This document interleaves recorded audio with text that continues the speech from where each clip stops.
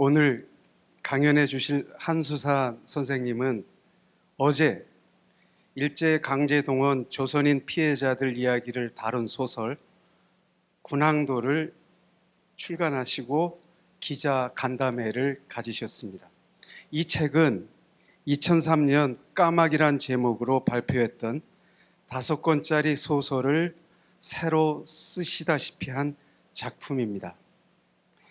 어제 간담회에서 선생님은 27년이 걸려 비로소 마음에 드는 작품을 내놓게 되었다고 말씀하셨습니다.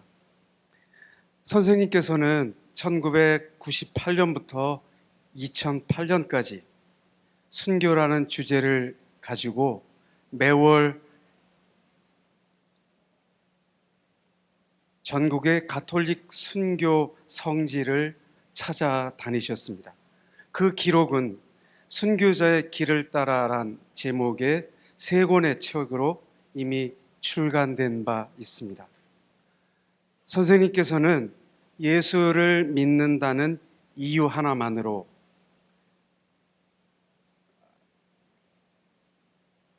목 잘라 죽이고 목매달아 죽이고 도리의 팔다리를 들어 맺혀 죽이고 사람을 눕혀 돌을 떨어뜨려 죽이고 그래도 살아서 꿈틀대는 몸뚱아리는 횃불로 눈알을 지지고 엄동설 안에 얼려 죽이고 굶겨 죽이고 심지어 엄마와 나이 어린 아들을 작두로 목 잘라 죽이고 고문으로 굴복하지 않으면 때려 죽이고 물 묻힌 창호지를 겹겹이 붙여서 질식해 죽인 사연을 찾아 10년을 길에서 사셨습니다.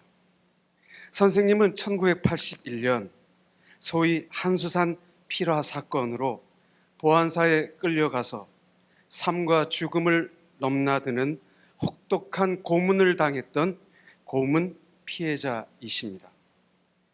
때문에 선생님은 그 처참하게 죽은 순교 성인을 만나면서 다시 생각하고 싶지 않은 자신의 과거 고문 상처를 직면해야 하셨습니다. 대체 선생님은 왜 그리고 무엇 때문에 우리 역사뿐 아니라 자신의 그 힘들고 괴로웠던 아픔을 찾아 10년을 헤매야 하셨을까요? 선생님은 오늘 그 이야기를 해 주시기 위해서 오늘 이 자리에 나와 주셨습니다. 나오실 때 격려의 큰 박수 부탁드립니다.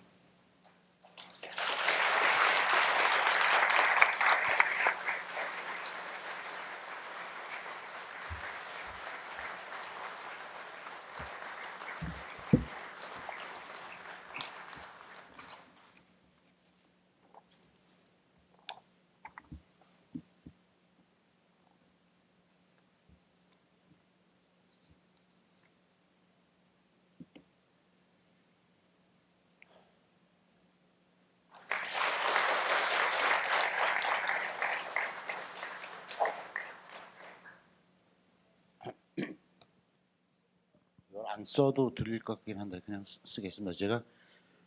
제가 노래방을 참 안 갑니다. 노래를 못해서요. 그래서 노래방 안 가니까 무슨 사태가 생기냐면 이 마이크 다루는 게 좀 서툴러요. 양해를 해주시고 안 들리시면 이렇게 손을 들으신다거나 하면은 좀 목소리를 높인다든가 이렇게 조절을 해보도록 하겠습니다.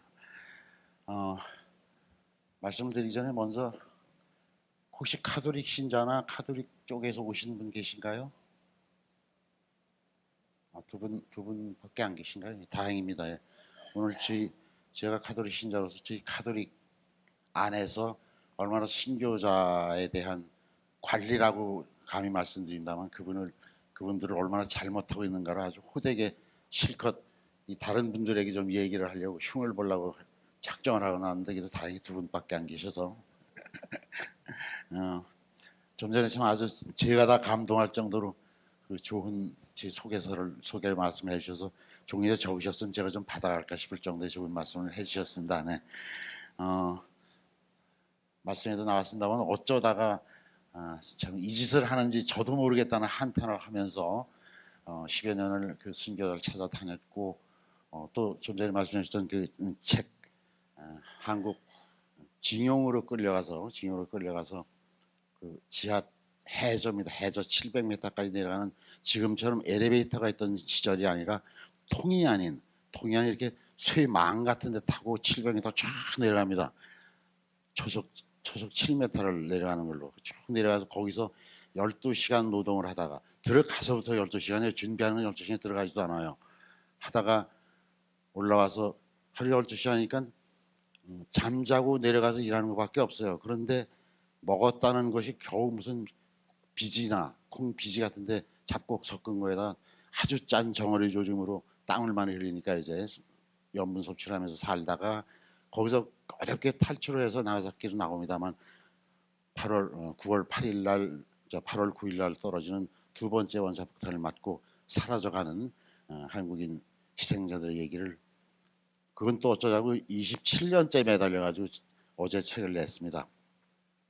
주술에 걸린 것처럼 그렇게 살아온 얘기 중에서 순교자 얘기를 오늘 말씀드리겠습니다 하고 오긴 왔는데 처음에 우리 원장님께서 저한테 연락을 왔을 때 대뜸 아이고 내가 무슨 순교자 얘기를 할 수 있으랴. 왜냐하면 첫째 저는 연구자도 아니고 사학자도 아니고 뭐 교회에 무슨 교리라든가 기타 신앙 문제에 밝은 알물 갖고 있지도 못합니다. 게다가 저는 그나마 천주교의 세례를 받은 그 영세도 삼수를 해서 딴 사람이에요. 마지막 삼수째도 여행 중에 같이 우연히 가게 된 신부님한테 아주 뒷구멍으로 그 세례를 받았어요.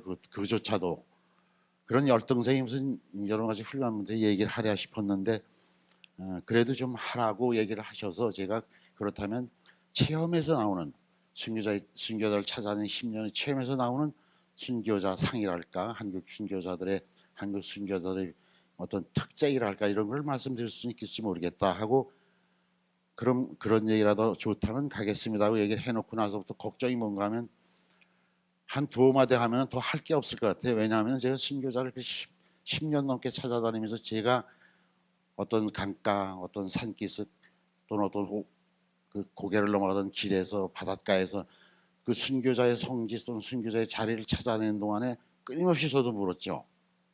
나는 순교할 수 있을까? 이분들처럼 그 자리에 선다면 그때마다 제 결론이 뭐였냐면 아무리 기도를 하고 저도 순교할 게 있겠죠 해도 안 되고 겨우 나오는 대답은 그때 가봐야 알겠습니다. 그거였어요. 그때 가봐야 알겠습니다. 그런 얘기를 가지고 무슨 여러분들이 귀한 시간을 뺏을 수 있으랴 하면서도 오늘 약속 한 게 있어서 약속은 주의 때문에 나오긴 나왔습니다. 그래서 한두 시간 가까이 걸리겠죠. 1시간 반 넘게 좀 여러분과 함께 이야기를 나눈다 생각하면 들어주세요. 뭘 꽤 괜찮은 얘기를 내가 들으러 왔다 하고 생각하지 절대 마시고요. 함께 앉아 눈을 마주치면서 얘기를 한다 생각하시고 들어주시면서 함께 생각해 주시면 좋은 시간이 되지 않을까 싶습니다. 원래는 그 제대로 된 이제 옛날 얘기를 해야 되니까요. 순교자들이 그래서 자료 같은 사진이 많이 필요합니다. 또 통계 자료도 필요해서 좀 비춰가면서 여러분들도 보시기 쉽고 저도 말하기 쉽게 하려고 했었는데 그 어제 나온 이 책 때문에 하도 바빠 움직이다가 문화는 다 만들어 놓고 그 PPT 자료를 사진을 깔고 하는 거를 미처 할 새가 없었어요. 그래서 그냥 얘기로 나누도록 하겠습니다. 좀 부실한 점이 많더라도 양해해 주시기를 부탁드립니다. 앉아서 섰다 하면서 말씀드리겠습니다.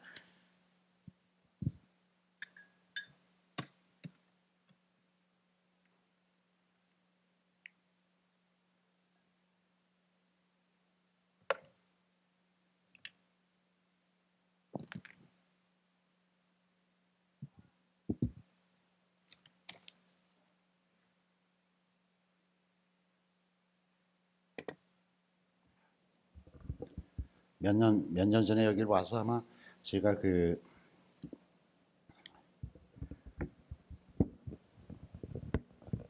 세례 받던 얘기에서부터 시작해서 그런 얘기를 드렸던 것 같아요. 그때 아마 그 좀 전에 우리 지 선생님께서 말씀해주신 그 무슨 고문 얘기라든가 같은 것도 했던 것 같아서 그와 좀 연결이 되는 얘기는 빼도록 하겠습니다. 좀 필요하더라도요. 다만 이런 의문이 드실 거예요. 너무 울리나요? 이게 나을까요? 이게 낫지 않나요? 맞죠? 괜찮나요, 그냥? 예, 그래요. 불편하지는 마. 우선 이런 의문이 드셔야 마땅하다고 생각해요. 저 사람은 뭐 때문에 10년이나 한국 순교자를 찾아다녔을까? 백두산에서 이제 좀 전에 그 엉터리로 일본 말로 무슨 야매라 그러나요? 야미라 그러나요? 그 어둠의 경로로 이제 신부님이 하나 계신 것 때문에 백두산 그것도 아주 천지 옆이 아니라 천지가 내려다보이는 모래 꼭대기에 올라가서 성 나자로 마을을 평생 주관하시면서 한국 남한자를 위해서 일하셨던 그 이경재 신부님으로부터 이제 세례를 받습니다.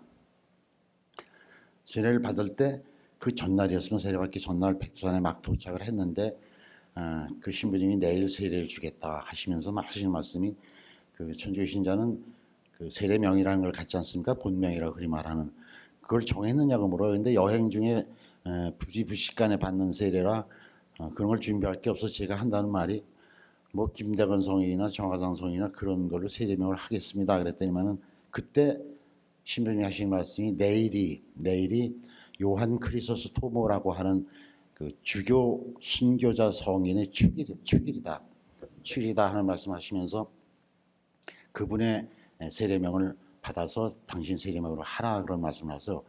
근데 제가 그때 그 요한 크리소스토모라는 7세기 때 돌아가신 분인데 그분이 어떻게 순교하셨고 어떤 성인지 저는 몰랐어요. 그랬더니 그때 신부님 말씀이 요한 크리소스토모 성인은 중국으로 이렇게 이제 우리 천주교가 거쳐서 들어오게 되니까요. 그때 그 세례명을 요한 크리소스토모라는 게 너무 기니까 중국에서 금구라고 이제 이름을 바꿉니다. 중국식으로. 그 금구가 뭔가 하면 황금의 입이라는 뜻이에요. 금구, 황금의 입, 금의 입이다. 왜냐하면 그분이 워낙 설교를 잘하셨던 분으로 유명하셔서 설교를 잘 저건 인간의 입이 아니다. 저건 금으로 만든 입이다 하는 칭찬의 뜻으로 금구라 그래서 더러 아마 여러분들이 그 무슨 김금구라든가 잠금구라든가 하는 신부 얘기가 나오면 아 그게 그런 거구나 하고 이해하시면 됩니다. 그 이름을 받습니다. 그때 신부님께서 저보고 무슨 말씀을 하시냐면은 모든 인간에게 하느님은 무엇 하나라도 그 사람의 재능을 탤런트를 주지 않느냐. 그렇겠죠. 뭐 도둑놈도 도둑질 잘해야 도둑질 하니까요. 그 세례 그 주셨을 거예요. 바람 잘 피는 사람은 오입질 잘하는 탤런트라도 준 거예요. 아무나 바람 못 피거든요. 그런데 저보고 하시는 말씀이 자네에게도 남달리 글을 쓸 수 있는 재능을 탤런트를 주님께서 주신 거 아니겠냐. 그걸 가지고 하나님을 좀 더 드높이고 상찬하고 하나님을 찬미할 수 있는 글을 쓴다면 얼마나 좋겠나 하는 말씀을 하세요. 그래서 제가 요한 크리소스토모라는 세례명을 가지고 세례를 받습니다. 그 후에 세월이 지나서 이제 어느 날 신부님이 돌아가세요. 신부님이 돌아가시고 수원의 그 성직자 묘역에 묻히시고 사무제 미사를 끝내고 내려오는데 그때가 5월이어서 요즘 같은 시절이죠. 아카시아 꽃이 막 날려요. 거기에 거기 눈이 내리듯이 아카시아 꽃이 내리는 걸 길을 천천히 걸어 내려오면서 아 이제 내가 신앙의 그 아버지를 잃었구나. 우리 세례 주셨던 신부님을 돌아가셨으니까 잃었구나 하는 생각을 하면서 자 이제부터 어떻게 살아갈 것인가 내 믿음을 어떻게 지켜가야 할 것인가 하는 생각을 하게 됩니다. 집으로 가는 발길이 떨어지지 않아서 차를 몰아서 집으로 돌아오지 않고 들어오는 길에 그 영동고속도로 쪽에 있는 용인에서 다음쯤에 있는 양지라고 하는 데로 들어갑니다. 그 양지에는 대체 골프 치는 분들은 양지 골프클럽을 잘 아시네. 그 옆에 골프클럽가 바로 이렇게 그 철조망 하나 사이로 조그마한 성지가 하나 있습니다. 그게 어떤 성지냐면은 김대건 신부가 마지막으로 어머니와 작별했다고 알려진 그런 집터 자리예요. 집터였어요.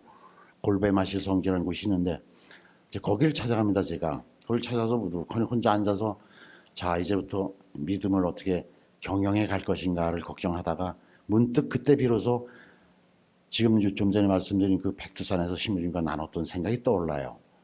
아, 하나님께서는 우리 모두에게 탤런트를 어떤 재능을 주셨고 그 말을 들으면서 내가 나에게 좋은 글로서 하나님을 찬미하는 글들을 썼으면 얼마나 좋겠는가 하셨던 신부님의 말씀. 그때 고개를 끄덕이던 나는 그걸 약속한 것이 됩니다. 그래서 그러면 이제부터라도 그 일을 해야 되지 않겠는가.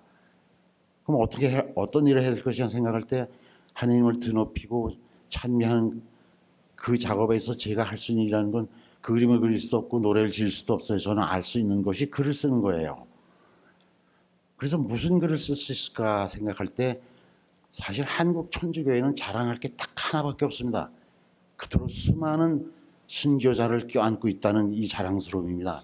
그래서 한국 순교사를 통사로 저기서부터 어떻게 시작해서 한국 천주교회가 자생이라는 말을 통해서 이렇게 내려왔는가 해서 지금까지 왔는가를 내려 쓴다는 건 불가능하고 재미도 없는 그 일이니까 한 사건, 한 박해 사건 또는 한 위대한 순교자의 얘기를 쓰는 식으로 해서 책을 한 권, 두 권씩 써내자 하는 생각을 하게 됩니다. 그리고 돌아와서 알던 어떤 스님께 전화를 드려서 내달부터 원고를 쓸 수 있게 지면을 좀 주십시오. 그래가지고 순교자 얘기를 쓰기 시작합니다. 한 달에 한 번 한 분을 선택해서 순교자 한 분을 선택해서 글을 쓰게 되는데 그렇게 해서 순교자를 저희 제목처럼 순교자를 찾아서라는 이름으로 이제 쓰게 되는데 10년을 거쳐서 나중에 책이 나왔을 때 어떤 방송에 나갔더니 그 진행자가 저를 보고 물어요. 아유, 순교자를 어떻게 찾아다니셨어요? 그래 그 사람은 아마 순교자라는 사람들이 지금도 살아있는 줄 아나 봐요. 저한테 묻는 투가 그래요. 전에 왜 그런 지금 무슨 영양과에 그 대학 교수를 하는 그 배우 여배우가 있는데 그 여배우가 꽤 그 지식 갈망증이 있는지 그래가지고 그 토크쇼 진행을 그렇게 하고 싶어 했었어요. 그래서 토크쇼 11시에 꽤 몇 년을 한 적이 있는데 그분이 석선 씨라고 우리 고대 옷 연구하신 분을 만나서 이렇게 얘기를 나누면서 토크쇼를 하면서 가령 예를 들어서 무슨 아무개 왕비가 입었던 옷이다 조선시대에 하는 얘기를 하니까 아우 그분도 만나셨어요? 이런 따위 황당한 질문을 해서 우리를 기절하게 한 적이 있는데 그분이 그렇듯이 아유 어떻게 순교자를 만나셨어요? 뭐 찾아가셨어요? 그래서 그것도 공개 방송에 망신을 진행자 줄 수도 없고 여자분인데 그것도 또 예뻤어요. 그래서 이렇게 찾아갔습니다 하면서 그 찾아간 얘기를 합니다. 이제 우선 자료밖에 없잖아요. 그래서 자료인데 이 자료가 교회 쪽 자료, 우리 쪽 자료를만 봐가지고는 진실 규명이 안 됩니다. 우리는 아무래도 초록은 동생이라고 우린 박해받았다, 우리는 어떻게 됐다, 우리 쪽 서론만 써놓거든요, 대개가. 특히 그 한국 천주교사라는 게 거의 유일하게 있는 책이 달래라고 하는 사람이 쓴 한국 천주교회 사라는 그 불어로된 책이 있어 번역이 된 게 있는데 이 달래라는 사람은 한국에 와본 적도 없는 사람이에요. 그냥 그쪽으로 보내주는 자료를 가지고 쭉 훑어보면서 쓴 글이 돼요. 그러니까 아주 지극히 왜곡된 시각이 담겨 있어요. 그래서 처음에 이 천주교 신자들이 달래 천주교에서 읽고 나면은 굉장히 왜곡된 천주교에서 시각을 갖게 돼요. 좀 한쪽으로 기울어진.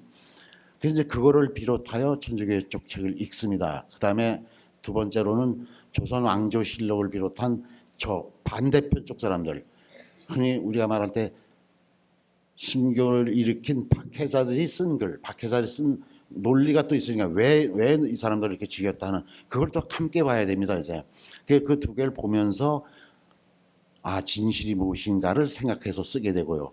그 다음에 두 번째로 찾아갈 곳이 어딘가 하면 그건 현장이 되는데 이제 순교자들이 살았던 곳, 태어난 곳, 살았던 곳, 그 다음에 처형지, 또 지금 현재 묻혀있는 무덤 이런 것들을 찾아다니면서 그나마 자연이 아무리 세월이 100년, 200년이 흘렀다 하더라도 어떤 그루터기들이 남아있습니다. 거기서 순교자는 해가 절로 떨어지는 걸 봤겠구나.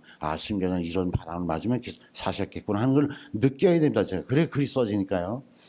다행스럽게 참 거의 기적적으로 한국 천주교 사회를 쭉 읽다 보면 아주 위대한 순교자 그리고 한국에서 두 번째 신부를 낳은 나중에 그 낳은 아들이 두 번째 신부가 되니까요. 분의 살던 집터는 거의 200년 가까이가 된 지금까지도 그냥 남아 있어요.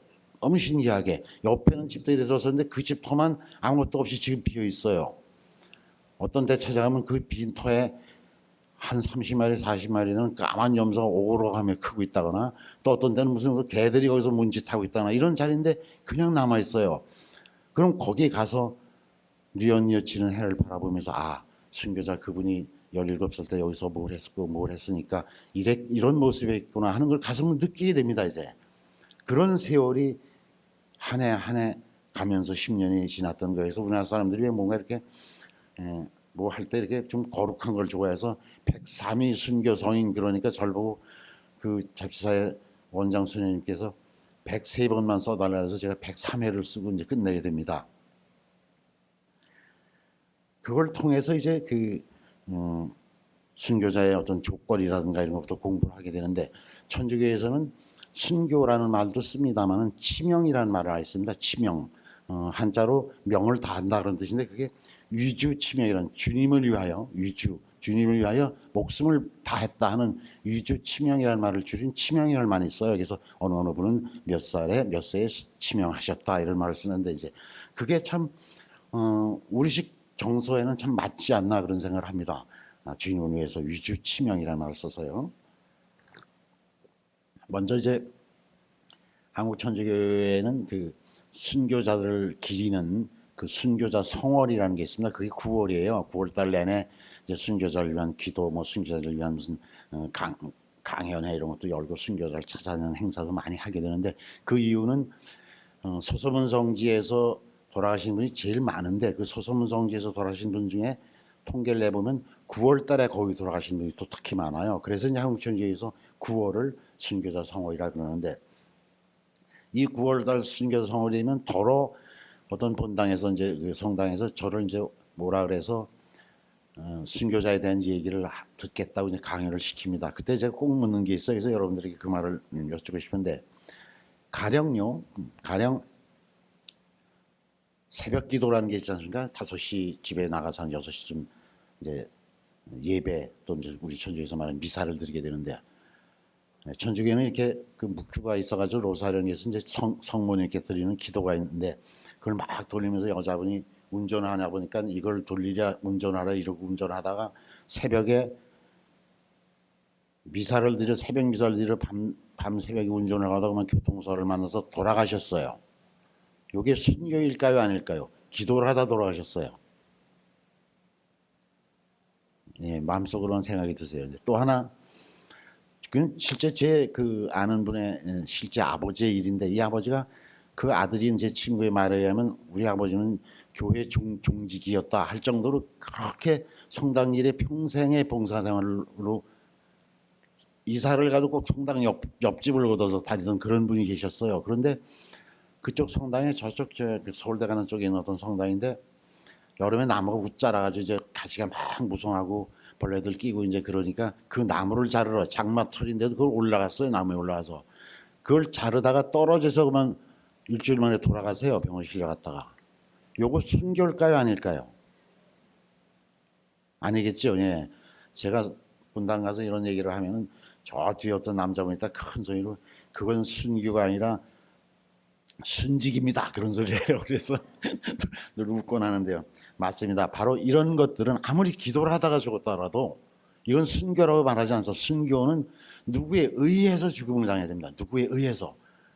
난 너무 주님이 좋고 난 너무 하나님이 좋고 난 정말 이 세상보다 빨리 하느님한테로 가고 싶어 그래서 자살했다. 이건 순교 아니에요. 죽임을 당해야 됩니다. 누구에게. 순교의 개념입니다. 이제. 두 번째로는 그럼 죽이는 게 누구예요 하냐면은 그리스도와 그리스도의 생활과 그리스도의 정신, 그리스도의 그 진리를 증오하는 자에 의해서 죽임을 당해야 됩니다. 똑같은 열심한 신자끼리 있다가 무슨 티격태격하다 그놈한테 맞아 죽었다. 이건 순교가 아니에요. 그러니까 네로가 유명한 이유 중에 하나도 그겁니다. 그 그리스도인을 너무 싫어했던 자에 의한 죽음이에요. 이게 순교라는 건. 누가 이렇게 까다롭게 해놨는지 모르겠어요. 그냥 기도하다 돌아가셔도 그냥 순교자 그러면 참 편할 뻔했는데요. 그 다음에 또 하나가 아주 기꺼이 돌아가셔야 됩니다. 그러니까 이 천주교 신자 중에 보면 막 도망가거든요. 이제 포졸이 잡으러 오니까요. 포졸이 잡으러 오니까 도망가다가 이런 그 기록도 있어요. 어떤 신부님이 막 도망가다가 거의 잡히게 됐는데 옛날에는 가방 같은 게 있었는데 이렇게 뭘 둘러매지 않았습니까? 천으로 된 거를. 그 둘러매고 갔는데 거기서 그만 돈이 막 떨어졌어요. 동전이. 그 포졸들이 그 돈 줍냐고만 하는 새에 이 신부가 도망가서 살아요. 그럴 경우에 막 도망가서 다리를 헛디뎌서 떨어져 죽었다. 이건 순교 아니라는 얘기입니다. 스스로 기꺼이 나를 찾아 주기로 왔을 때 기꺼이 주님의 뜻을 따라 난 기꺼이 죽노라 하고 죽어야지 도망가다 죽으면 이게 순교가 아닌 거예요. 다만 예외가 있다면은 이제 가령 그 맥킴이라는 콜베 신부로 유명한 분 있죠. 아우슈비츠 수용소에 수용돼 있다가 다른 사람을 찾는데 그 사람이 아무 안 일어나요. 그러니까 내가 대신 죽겠노라 해서 죽임을 당하신 분이 계십니다. 이런 분은 그 순교자로 천주교 안에서 성인으로 판례를 오르시겠습니다. 이분은 그 약을 먹고 죽었다고 돼 있는데 약을 먹어도 잘 안 죽어요. 잘 돌아가시지 않아요. 그래가지고 나중에 그 약 기운이 빨리 퍼지라고 뜨뜻한 방에다 놓고 뒤에 불을 떼놓고 거기서 앉혀서 그만 돌아가시는 신부입니다. 그 다음에 예를 들어서 마리아 꼬띠에라고 하는 그 성녀가 있는데 이 고레티 성녀는 아주 험한 일을 당해서 정절을 잃을 뻔한 때 그자와 막 싸우다가 그자의 칼에 맞아서 돌아가신 성녀가 계세요. 이런 분도 그 누구의 죽임에 의해서 죽은 것이 아니라 다른 불가의 것에서 죽었습니다마는 돌아가셨습니다마는 성녀로 징송돼서 순교제 반대로 온다. 그런 특별한 예들은 예가 몇 가지 있긴 합니다. 다만 그런데 이제 문제가 뭔가 하면 지금 박해 시대가 아닙니다. 우리가 교회도 그렇게 그러려고 믿습니다만 성당도 그렇습니다. 에어컨만 어떻게 고장에다도 막 신자들이 짜증내요. 참 편한 신앙생활을 합니다. 누가 교회를 안 나가서 뭐라 그러지 교회 나온다고 뭐라 그러는 사람이 없어요. 한 분이라도 더 오십소죠. 그러니까 순교하려도 순교할 길이 없어요. 옛날 같은 피해 순교를 어떻게 할 길이 없어요. 거의 피 흘림의 우리가 종교 안에서 하나님을 증거했다라는 말을 쓰는데 순교를 그 피를 흘려가면서 증거할 길이 없어요 지금. 그래서 저는 혼자 그런 사람이다. 개신교에서도 그 사도신경을 쓰는 걸로 아는데 사도신경 안에 있는 그런 말 있죠.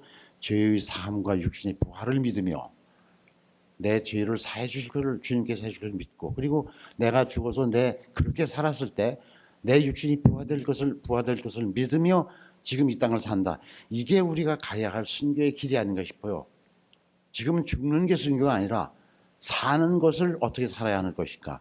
그때 그리스도를 따라서 그리스도의 신앙을 따라서 삶으로써 내 죄의 용서함을 믿고 그리고 육신의 부활을 믿습니다 하는 정신으로 살아간다는 것. 그럼 두려움도 무섭지가 않죠. 그래서 천주교 안의 예를 들자면 무슨 피의 순교, 양심의 순교, 정결의 순교, 게다가 또 말을 짓냐고 백색 순교, 붉은색인 적색 순교 여러 가지 나눈다. 땀의 순교 별 얘기를 다 나누는데 이제 그런 것들을 통해서 백삼위가 시복시성되는 천주교 안에서 이 시복시성될 때 물론 죽음에 의한 순교만을 너무 강조해서 교황청이 청원을 하다 보니까 한국 백삼위 성인도 그렇고 지지난해인가 받은 124위의 복자 품에 오른 분들 전부 순교자들이세요. 그래서 이 백삼위 순교자를 중심으로 해서 한국 순교의 특색을 조금 말씀을 먼저 드려보도록 하겠습니다. 다만 참 재미있는 현상은 한국에서 백삼위의 그 순교자가 성인이 올랐을 때 그때부터 한국 천주교의 신자가 아주 놀랄 만큼 늘어납니다. 그 자료를 저도 찾아보고 놀랐는데 조금 함께 생각해 보자면 이렇습니다. 1984년에 이제 시복시성식이 그 여의도 광장에서 열리죠. 그 바티칸이 아닌 교황청이 아닌 곳에서 시성식이 열린 건 그게 최초였습니다. 한국 전 세계 가톨릭 사에서 그때 우리나라 인구가 84년에 우리나라 인구가 4,040만쯤으로 추계가 나와요. 그럼 4천만 명 중에서 천주교 신자가 약 4.6%가 되는 1,800만 정도였죠. 180만 정도였어 그때 천주교 신자가요. 180만이던 천주교 신자가 1984년에 시성식이 있으면서 그게 화제가 되고 얘기가 늘어나면서 그 해에만 13만 7천 명이 늘어나요. 이 추세가 그냥 꾸준히 나가가지고 84년에 13만 7천 명이 늘어난 새 신자가요. 85년 그 다음에 14만 7천 명으로 늘어나고 86년은 15만 200명으로 늘어납니다. 아주 가속도가 붙으면서 신자가 늘어나요. 그 다음에 87년에 16만 3천 명. 아니 놀랄 만한 숫자로 가톨릭 신자가 늘어납니다. 이제 물론 이것을 사회학자들이 분석하기는 그 성인이 반열에 오르는 것들이 화제가 됐다는 것, 그러므로 해서 한국 천주교가 관심의 대상이 됐다는 것 있지만은 그 당시가 굉장히 우리가 어려웠던 시절입니다. 민주화 운동 시절이고. 그래서 그때 한국 천주교의 그 김수환이라고 하는 출중했던 추기경님으로부터 시작된 여러 가지 상징되는 여러 가지 것들이 천주교 쪽으로 사람들을 몰리게 한 것이 아닌가 하는 분석이 저는 옳다고 봅니다. 이제 그랬던 것들이 2010년쯤 들어오면서 급격하게 줄어들기 시작합니다. 개신교 쪽도 하면 신자의 수가 둔화되고 있는 걸로 듣고는 있는데 아주 놀라운 추세로 성장됐던 신자 수가 놀라운 추세로 떨어지기 시작해요. 최근에 어느 정도가 하면은 이제는 증가 순자가 아니라 줄어드는 신자가 더 많아져서 2011년 동안에 제가 차를 찾아보니까 2011년에 전에는 16만 명까지 한 해 16만 명씩 늘어나던 신자가 2011년이 오면은 10만으로 뚝 떨어집니다. 새 신자가요. 그러다가 그게 2012년 한 해 만에 8만으로 떨어져 2만 명이 떨어집니다. 2013년에 또 8만 명. 더 놀라운 것은 주일 미사에 참가하는 천주교 신자의 숫자인데 이건 더 놀랍습니다.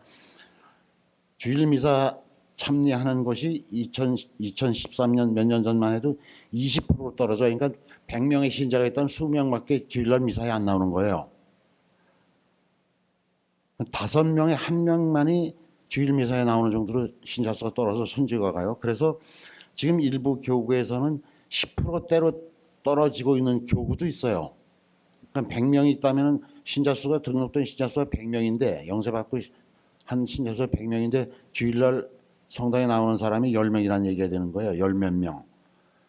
이 심각한 사태가 어디서 생겼냐는 건 아주 철저하고도 심각하고도 좀 구체적으로 연구 검토가 있어야 되는데 그런 것들이 거의 안 보여요. 우리 천주교 안에서. 거기에서 나오는 것 중에 하나, 원인의 하나로 얘기되는 것의 하나가 뭔가 하면 순교자에 대한 자리매김이 잘못되어 있다는 거예요. 천주교 안에서. 특히 새로운 신자들이 생길 때 천주교 신자들이 세례명을 받지 않았으면 그러면 가능한 한 그분들에게 한국인 성민들의 세례명을 받도록 해야 되는데 우리가 그렇잖아요. 뭔가 좀 우리 천주교 신자 성녀 중에는 갓난이도 있어요. 여자들 이름이 없었기 때문에 그럼 내 세례명이 갓난이다. 그러기 싫으니까 전부 무슨 안난이, 마리아니 이런 거 하고 싶잖아요. 그러시죠? 세례명이 어떻게 되세요? 세례명이 묵묵부답이신가 봐요. 그래서 그런 것들, 그 다음에 그 주보성이라는 게 있는데 어느 성당에 있으면 그 성당에서 어느 분을 모시고 그분의 뜻을 따르는 성당으로 간다 하는 그런 그 캐치표시가 있는 주보성인데 이것도 한국 성인들을 왜 하지 않고 거의가 외국 성인이에요. 최근에 조금 그것도 아주 유명한 분 김대건 성인을 모신다든가 정학상 성인을 모신다든가 있지. 업동이라는 저 성녀도 있어요. 업고 다녔다가 옛날에 좀 전에 후에 여성 신자에 대한 얘기가 나왔습니다만은 옛날에 여자들 이름 별로 잘 안 지었어요. 거의 사람 취급을 안 했어요. 엄마 아버지들이. 그래서 업둥이라는 그 업고 다니니까 그냥 업둥이 하고 불러버린 거예요. 막 뛰어다녀도 업둥이였고 시집가도 업둥이였어요. 그런 사람들에 대한 걸 전혀 무시하고 좀 멋있는 걸 하려고 그래서 외국 성인들만 갖다 전부 이름을 붙이는 거 이것도 잘못됐다는 지적들이 나오는 거예요 이제. 그 다음에 그래서 그러면은 한국 성인 순교자들의 성인은 아니라 순교자들의 한국 성인이 전부 순교자니까요. 한국 그 순교 성인의 특색이랄까 한 것이 무엇일까를 제가 나눠보니까 한 7가지쯤이 떠올라요. 그래서 그 얘기를 지금부터 천천히 좀 드려보도록 하겠습니다. 여성 여러분들이 이해가 잘 되실 텐데요. 왜 왼치마 오른치마 그런 말이 있죠. 왼치마 오른치마 오른쪽 치마, 그러니까 치마 말기랑 이 끝을 왼쪽으로 돌려 입느냐 오른쪽으로 돌려 입느냐 거의 다 지금 뭘로 입으세요? 명절 때 왼치마죠, 그죠? 왼치마 입으시죠. 그렇죠? 예, 왼치마를 지금은 거의 왼치마를 입는데 원래 조선시대 초기까지만 해도 오른쪽으로 오른쪽 말면 이렇게 당겨 입는 걸 여성들 그거를 기본으로 했었어요. 그게 이제 왼쪽으로 옮겨가게 됩니다. 이 왼쪽으로 옮겨가는 주요한 이유의 하나가 조선시대의 그 사색 당쟁에 있어요. 오죽하면 남자들끼리만 조정에 나가서 당파 싸움을 하는 것이 아니라 우리가 노론이다 그러면 무슨 오른쪽 치마를 입는다거나 오른쪽 분야자들은 전부 오른쪽 치마를 입는다거나 또는 뭐 소론이다 그러면 전부 왼쪽 치마를 입는다거나 여성들까지 합세해서 당파 싸움을 했어요. 치마까지 들고 나와서 요즘에 보면 왜 선거할 때 보니까 무슨 갑자기 어느 날 무슨 빨간색은 빨개색이라 그러면 요즘은 무슨 새누리당인가 흰누리당인가가 빨간색을 쓰죠. 또 무슨 국민의당은 무슨 색이라고 말할 수 없는 희한한 색을 쓰대요. 그런 것처럼 치마 입는 것까지도 부인들이 끼리끼리 패를 갈라가면서 왼 치마를 입었다 오른쪽 치마를 입었다 했던 거예요. 그 당파 싸움의 와중에서 정치적 사물로 왼 치마를 입던 거와 오른쪽 치마가 싸우다가 결국 왼쪽 치마를 입었던 쪽이 조선시대 거의 그 주도권을 잡게 됩니다. 그러면서 그걸 따라서 양반가에서 전부 왼쪽 치마를 입으니까 서민들 그걸 따라하게 되고 기생도 따라하게 되고 다 그래서 지금 왼쪽 치마를 입는 게 됐어요. 그냥 치마 하나 입는데 이런 서글픈 종교적 역사적 산물이 배어 있는 겁니다.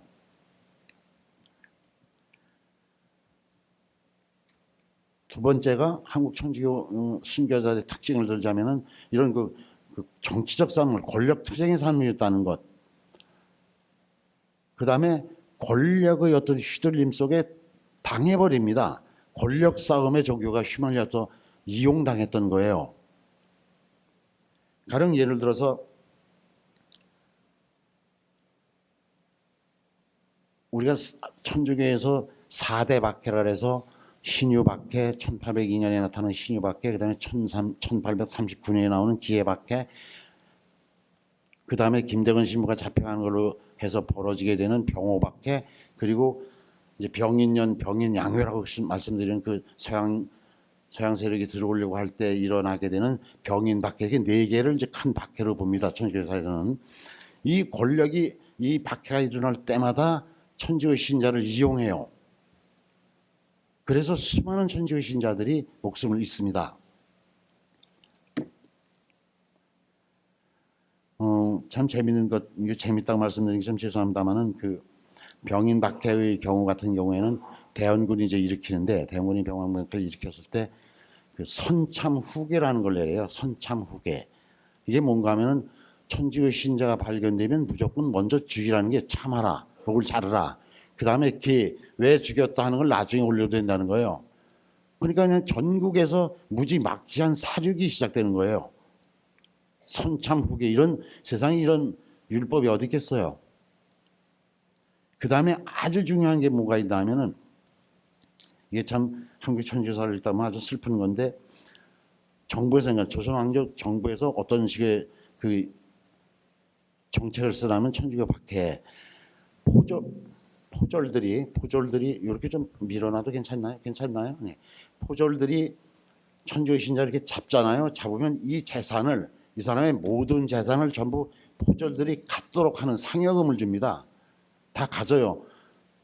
그러니까 돈벌이로 포졸들이 천주교 신자를 찾아다녀요. 죽이러 다니는 거예요. 세상에 이런 끔찍한 법이 있었던 겁니다. 우리나라에. 그래서 한때 이걸 없앱니다. 이제. 이건 너무 잔혹하다. 너무 많은 사람들 막 그냥 조작도 생기는 거예요. 그래서 한때 없애니까 갑자기 천주교 신자를 잡아들이는 율이 확 떨어져 버려요. 아니 돈도 안 생기는데 뭐하러 다니냐고 포졸들이 안 잡으러 다니는 겁니다. 그래서 결국 이 법령을 다시 살려요.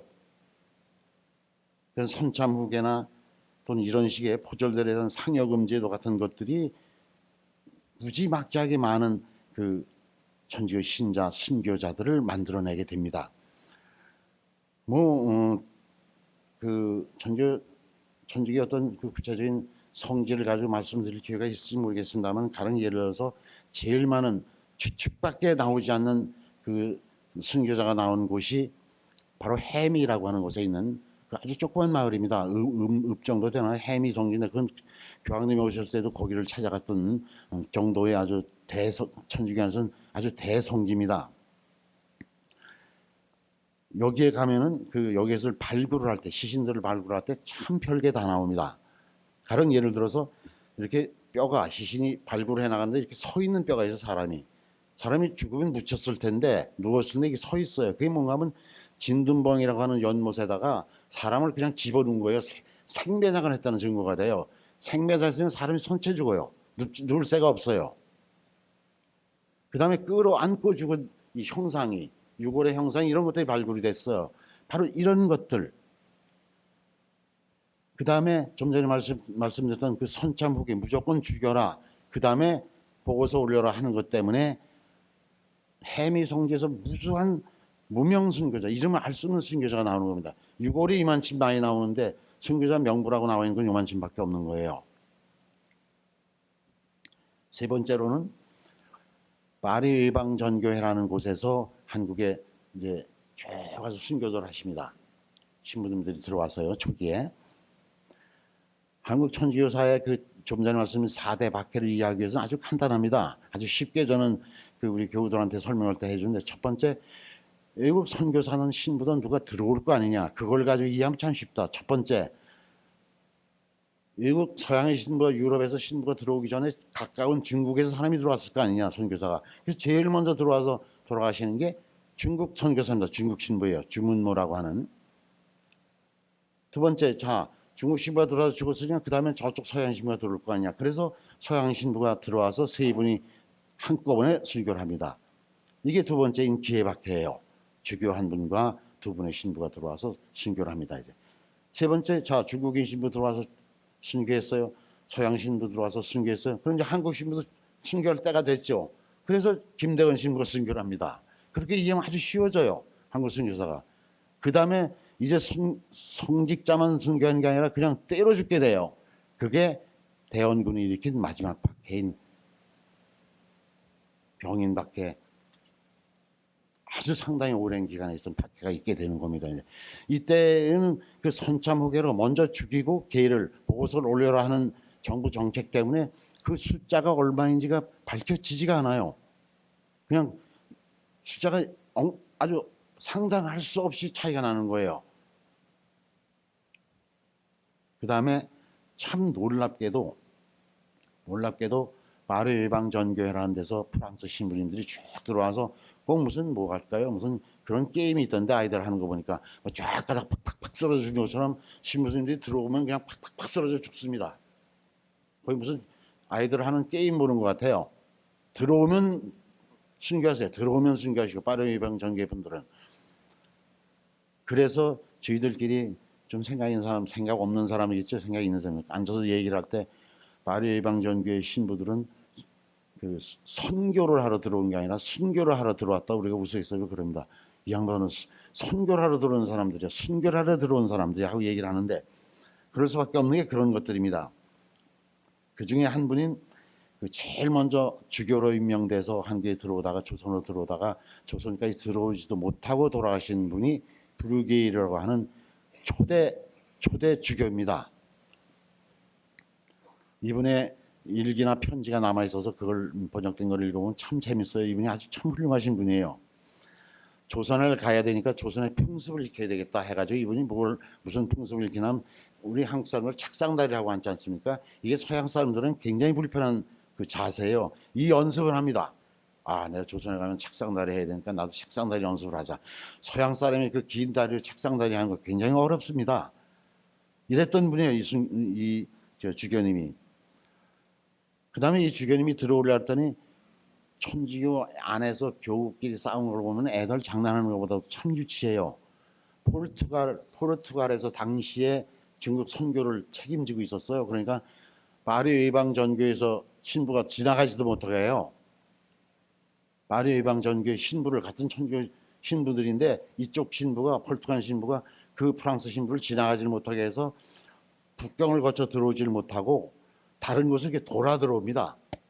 그래서 제가 그걸 찾아가 봤는데 북경에서부터 베이징에서부터 차로 한 3시간 정도 걸리는 그곳에서 겨우 머무르면서 이제 몸을 추스립니다. 이 신부님께서. 근데 여기서 추스리는 그 기록들 일기들을 읽어보면 놀랄만한 게 많아요. 재밌는 게 이런 것들이 있어요.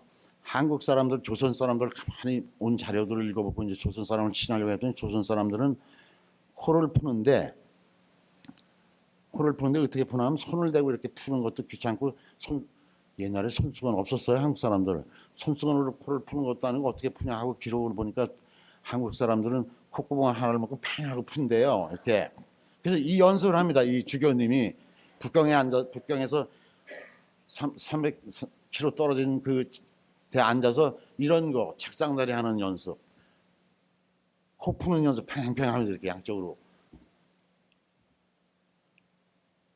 그러다가 이분이 들어오질 못하고 제가 찾아가 보니까 북경에서부터 굉장히 멀어요.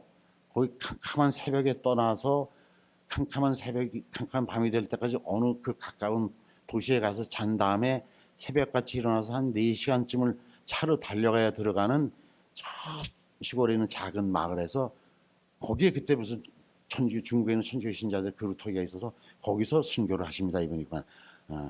이분이 갑자기 돌아가시기 때문에 무슨 살해설 같은 것들이 끊임없이 나와요. 그래서 독살된 게 아니냐, 갑자기 돌아가시거든요.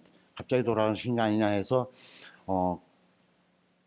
성인 반내로 오신 분이 시신을 어떻게 무슨 우리가 과학적 검사를 할 수도 없고 해서 이제 그건 못 하고 있어서 우리끼리 앉아서 그건 어떻게 해봐야 되지 않냐 하는 얘기를 하는데 이제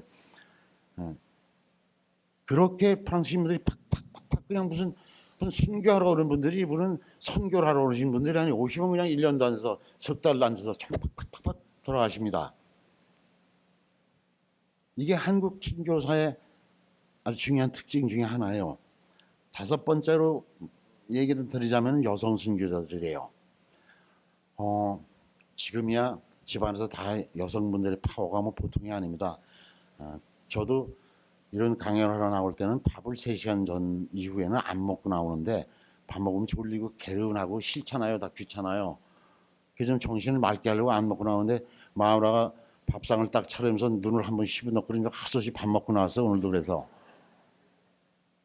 안 먹고 나가는 것보다 먹고 나가는 게 몸에 해롭지가 않을 것 같아서 저녁 때 집에 못 들어갈 것 같아요. 그래서 아이고 먹고 가자서 밑술을 뜨고 나왔습니다만 지금이야 그렇지만 옛날에는 좀 전에 말씀드렸죠. 한국 여성 순교자 성인 단련에 오른 분들의 이름이 정말 이런 말씀 드려서 죄송합니다. 웃겨요.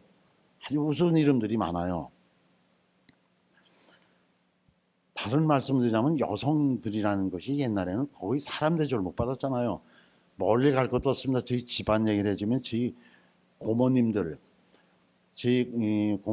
저희 할머니가 저희 아버지를 낳은 할머니가 일찍 돌아가셔가지고 그다음에 이제 다시 들어오신 2번째 할머니가 계신데 이 할머니가 어떻게 된 것이 오시자마자부터 계속 딸만 낳았어요.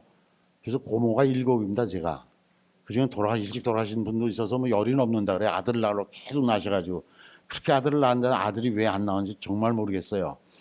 고모님들이 쫙 있는데 이 고모님 이름을 지은 거를 보면은 우리 할아버지가 어떤 사람인지 좀 인품이 느껴져요.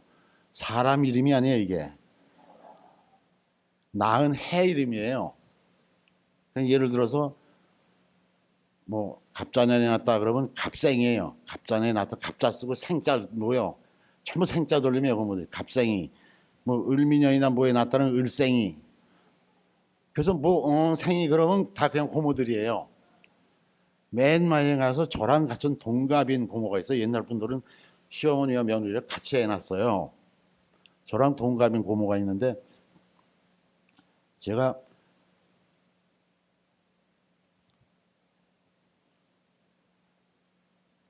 그 고모에게도 생자를 붙여줘야 되는데 생자를 붙여주면은 병술생이 되니까 병생이가 돼요. 여자 이름이 고모 이름이 병생이.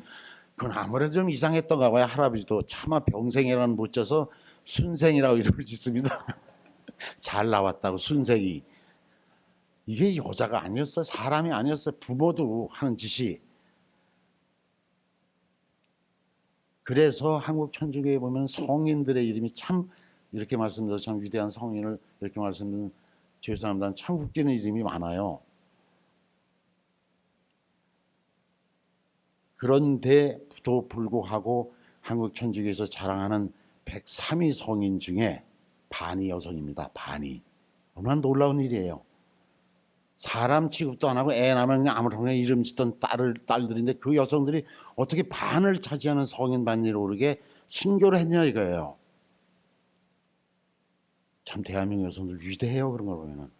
그 사람 취급도 안 받는, 사람 취급도 안 하던 여성들인데 순교소 안에 보면 그냥 여성들이 그냥 팔딱팔딱 서 있습니다. 뭐 그렇게 감동적일 수가 없어요. 그래서 103이라고 하는 103명, 최초로 성인 반내로는 103명 중에 56명이 남자고 47명이 여자예요. 진짜 거의 뭐 똑같다시피 해요. 왜 그랬느냐? 천주교 안에서 또는 우리 교회 안에서 남녀 평등이라는, 교회 가서 신부가 할 때 겨우 칸만 막았지 같은 자리에서 조선시대인데도 불구하고 같이 설교를 듣고 같이 세례를 받았던 거예요. 이 놀라운 것 때문에 여성들이 평등 사상에 눈을 뜨게 되는 겁니다. 한국 천주교 아주 중요했던 공헌의 하나예요. 세대를 분포를 살펴보면요, 그 세대 분표는 아주 고르게 103명이 들어있어요. 10대가 3명이고 103인의 성인 중에서요. 20대가 18명, 30대가 22명, 40대가 26명, 50대가 25명, 60대가 6명, 놀랍게 70대가 3명이나 있어요. 한국 103위 성인 중에 그런 분포를 가지고 참 치열한 순교들을 하셨다는 얘기가 되는 겁니다. 가족 얘기를 넘어가 보면 대단한 것이 한국 천주교사에서 그 최초로 103위의 순교자가 탄생하고 그분들이 성인되는 그 103위 성인을 보면은 대부분이 가족입니다. 이거는 전 세계 어떤 가톨릭 안의 순교사에도 거의 없는 현상으로 나타나요. 가족들이 이렇게 한꺼번에 죽는 게 참 놀라운 나라입니다, 우리나라가. 그래서 아버지와 아들이 함께 순교했다거나 부부가 함께 순교했다거나 형제 자매가 함께 순교했다거나, 가령 한국 천주교에서 김대건 성인 다음으로 추앙하고 늘 이름이 나오는 정화상 바오로라는 성이 있습니다. 이 정화상 바오로는 집안은 아버지, 어머니, 이복 형, 그리고 정화상, 그다음에 정화상의 여동생 5명이 그냥 팍팍팍팍 순교합니다. 아버지가 돌아가셨을 때 정화상이라는 성인은 나이가 몇 살 안 어린이였어요. 근데 20살이 되더니 스스로 발길 찾아가서 저기 압록강가에까지 가서 어떤 분을 찾아가서 교회사를 배우고 교리를 배우고, 그래서 돌아와서 중국을, 당시에는 뭐 차가 없을 때니까 말을 타기는 그냥 마부가 됩니다. 이 사람이 스스로 양반 집안인데 불구하고 몰락해서 마부로 변장해서 말을 끌면서 중국을 8번을 오갑니다. 신부를 모셔오기 위해서. 이 위대한 작업을 했던 분이 바로 정화상이에요.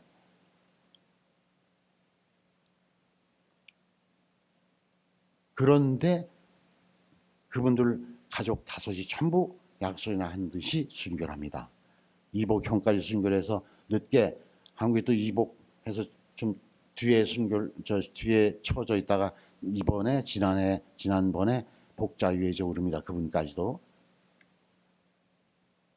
그래서 혈연으로 이렇게 얽혀 있는 예는 세계 어느 나라의 순교사에도 거의 유례가 없다고 얘기를 해요.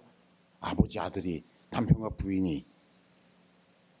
그래서 우리가 특히 한국인에게 있어 이런 순교사를 바라볼 때, 순교사를 생각할 때 한국의 교회들이 좀 더 관심을 가져야 할 것이 가정이라는 얘기들을 그래서 많이 하게 됩니다. 한국인의 특별한 이런 것들을 생각할 때 가정 쪽에 우리가 좀 더 선교의 의미 또는 교회사적 의미를 둬야 되는 게 아닌가 하는,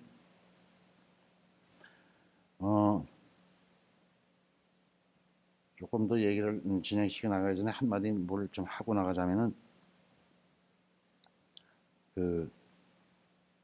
우리나라에서 가톨릭에서 하는 성인들 중에 이제 여러 가지 얘기가 많은데 제 경우에 그 저는 이제 요한 크리소스토모라고 하는 그 어떤 서양 성인의 그걸 받았는데 여러분들도 아실 거예요. 그 방지거라는 성인이 있어요. 방지거. 우리 카톨릭에서 방지거라는데 이 방지거라는 게 뭔가 하면 서양 이름을 중국에서 한자로 바꿔서 쓴 것을 서양에서 그 이름을 한자로 쓸 때는 발음이 비슷한 것을 골라서 이제 쓰게 됩니다. 그런데 우리는 그 발음 비슷한 것 중국 발음을 받아들이지 않고 중국의 글자만 받아들였으니까 이상한 방지거가 나오는 거예요. 방지거 성인은 프란치스코 성인이거든요. 그러니까 지금 교황께서 말하는 방지거 교황인 거예요. 방지거 교황. 근데 우스운 얘기는 이런 일이 있어요. 이 성인 명의 때문에 생긴 아주 우스운 일화들이 많은데요.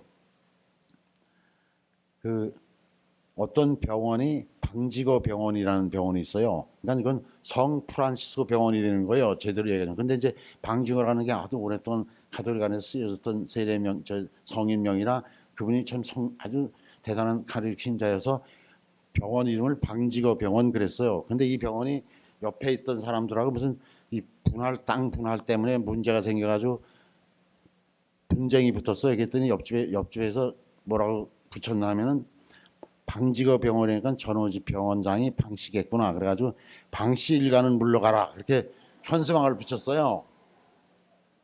이런 이름들이 이런 세례부터 이런 게 생겨요. 그래서 방씨 일가가 아니라 참 말이 안 되는 거죠. 예를 들어서 그런 게 참 많아요. 요한이라는 제 성인명을 그 요간이라고 쓰게 돼 한자명으로 쓰게 되는 경우가 있는데 그러면 요강 같아 돼요. 요강. 당신 세례명이야 그러면 잘못 애들이 말하면 요강이요 그래요. 그럼 뭔 놈의 아버지가 이 세례명을 요강이라고 지어줬나 참참 뜻뜻하고 혀를 차게 되는 현실도 천주교에서 비일비재하게 일어나요. 이 세례명 때문에. 한국 그 세례명 세례자 또는 순교자 성인들 이유 따지다 보면 여성을 얘기 안 할 수가 없어요. 여성 얘기를 했죠. 참 위대한 게 한국 여성인 것 같아요. 무슨 그 스포츠를 해도 남자보다 훨씬 잘하는 게 여성들이거든요. 뭐든지 잘해요 여성들은. 한국 천지여사도 읽어보자면 아주 찬연해요 여성들이. 어떻게 이렇게 그 당시에 여자는 이름도 제대로 앉아서 저희 못된 할아버지처럼 애를 낳으면 그냥 그 해 낳는 것처럼 병이 나면 뭐 아무개 이렇게 지었던 할아버지가 최근까지도 있었는데도 불구하고 그 시대를 산 여성들이 이렇게 위대해요.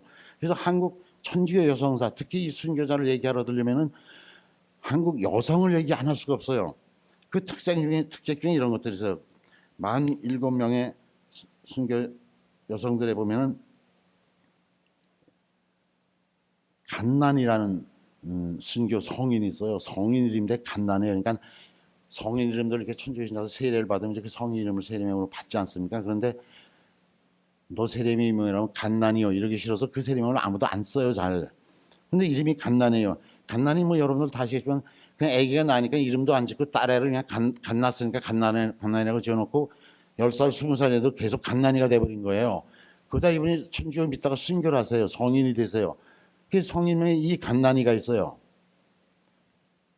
이분이 얼마나 위대한 분이냐면 곤장을 50대나 맞고 돌아가신 분이요. 저보다 딱 100년 전에 1846년에요. 32살의 젊은 나이로 돌아가신 분입니다. 궁녀들이 참 많았어요. 궁녀.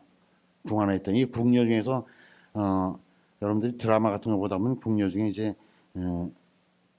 무슨 여러 가지 이름들이 나오고 그러는데 궁녀에도 이게 있었어요. 그 중에 궁녀 중에서 아주 높이까지 올라가면은 뭘 하게 되냐면 이 궁녀들이 그 상궁이 돼가지고 이 상궁 중에는 크게 제일 큰 것이 종묘에서 이제 제사를 지냈어. 왕궁에서 그 종묘에서 제사를 지낼 때 종묘 사직의 제사를 담당하는 상궁이다 그러면 아주 그 상궁에서 최고위의 자리에 오르게 됩니다. 그 다음에 최고의 자리가 뭔가 하면 왕의 딸인 공주의 교육을 맡는 게 이 상궁이 이게 또 최고의 자리에 오르는 분이에요.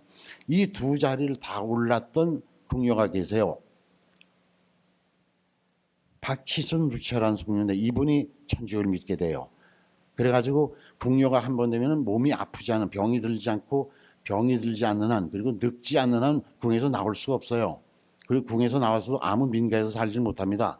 혹시 왕의 옥체가 더듬었을지 모르는 몸이다 그래가지고 따로 살아야 돼요. 그래서 병을 빙자하여 이 대단했던 궁녀가 공주의 교육을 담당하고 종묘 사직의 제사를 담당했던 이 위대한 궁녀가 천직을 믿게 되면서 몸에 병이 들었다고 꾀병을 부리면서 빙자에 몸좀 누웠다가 이제 왕의 허락을 받고 궁 밖으로 나옵니다.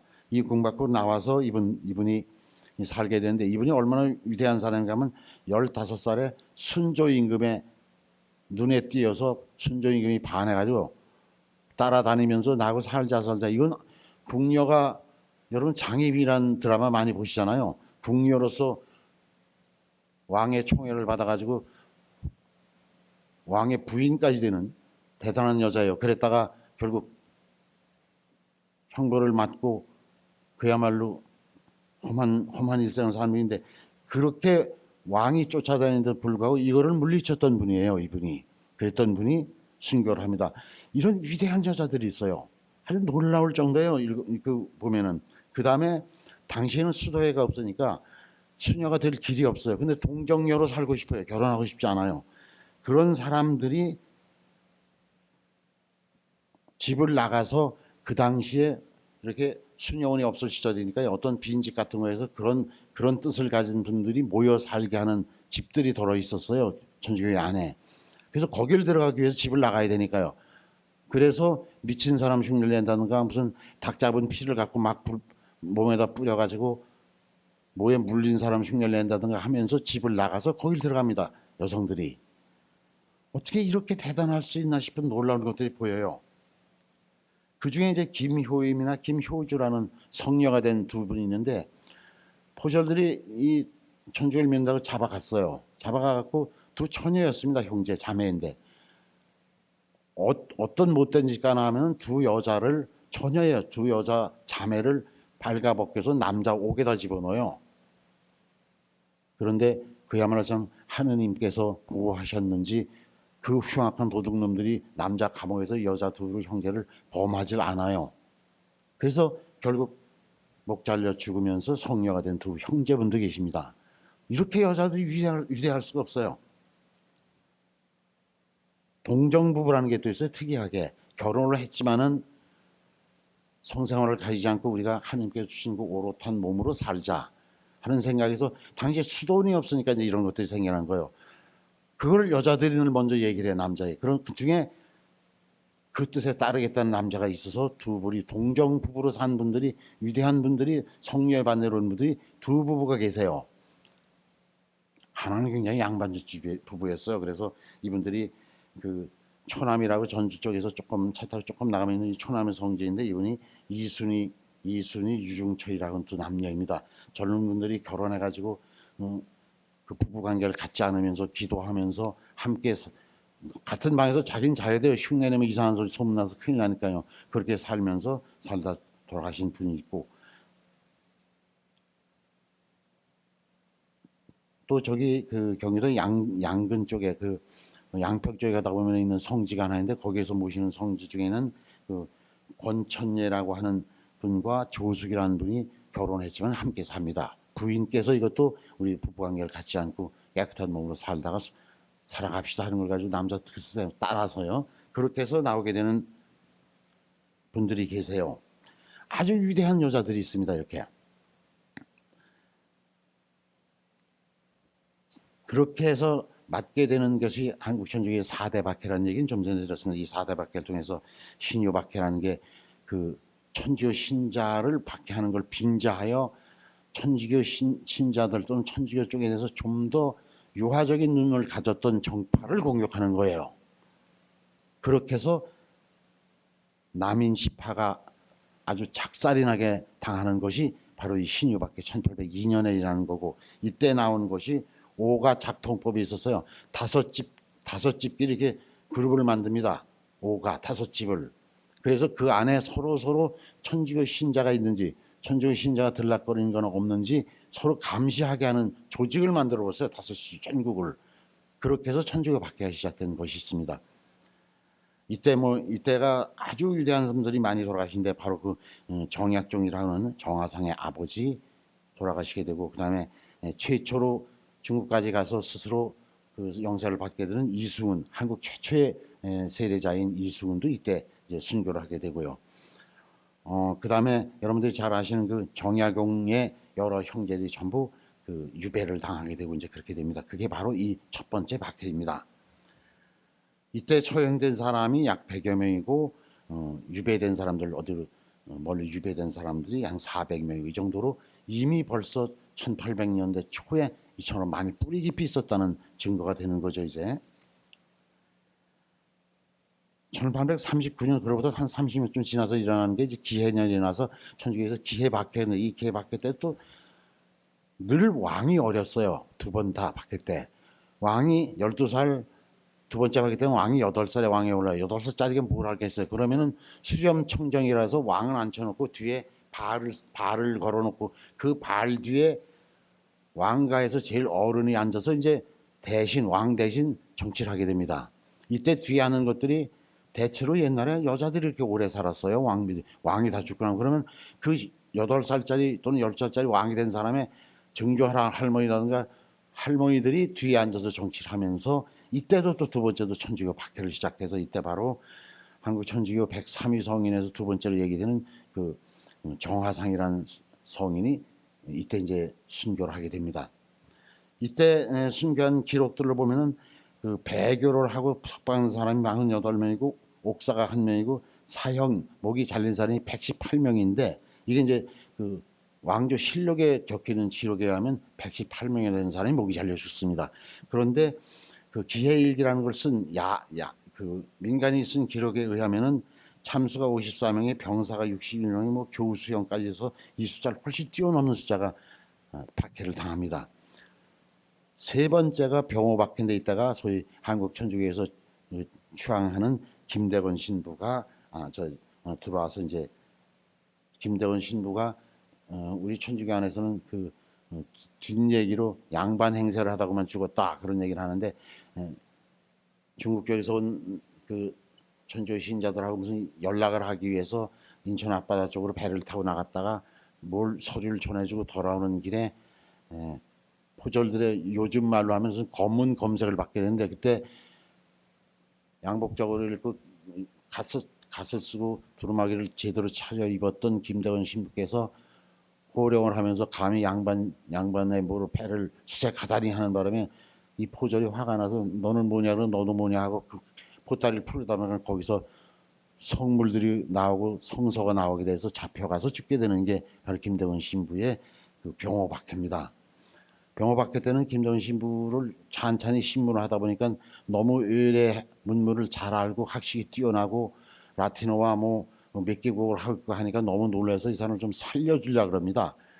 살려줘서 어떻게 써먹으려고 그러는데, 그때 마침 그 전에 서양 신부들이 한국에서 순교한 것을 안 프랑스 배가 들어와서 지금 저쪽 갈매못이라는 그 해수욕장 앞에 있는 그쪽 바닷가에 와가지고 포를 뻥뻥 쏘면서 한국 정부의 엄포를, 조선 정부의 엄포를 놓다가 무슨 항의 서한을 전해주고 돌아갑니다. 이 사건은 터진 바람에 너무나 놀란 한국 조정에서 살려두면서 써먹으려고 했던 김대건 신부를 바로 그냥 목을 자르게 되는 게 바로 이제 병호 박해에서, 병호 박해는 사람 숫자가 많은 게 아니라 당시 천주교의 아주 지도자급들이 잡혀가서 전부 죽게 돼요. 그 다음에 이제 대원군이 일으키는 것이 병인 박해입니다. 이건 병인년과 그 다음에까지 몇 년이 계속된 거라서 그 순교한 사람들의 숫자도 무지막지하게 많으냐 계산이 안 됩니다.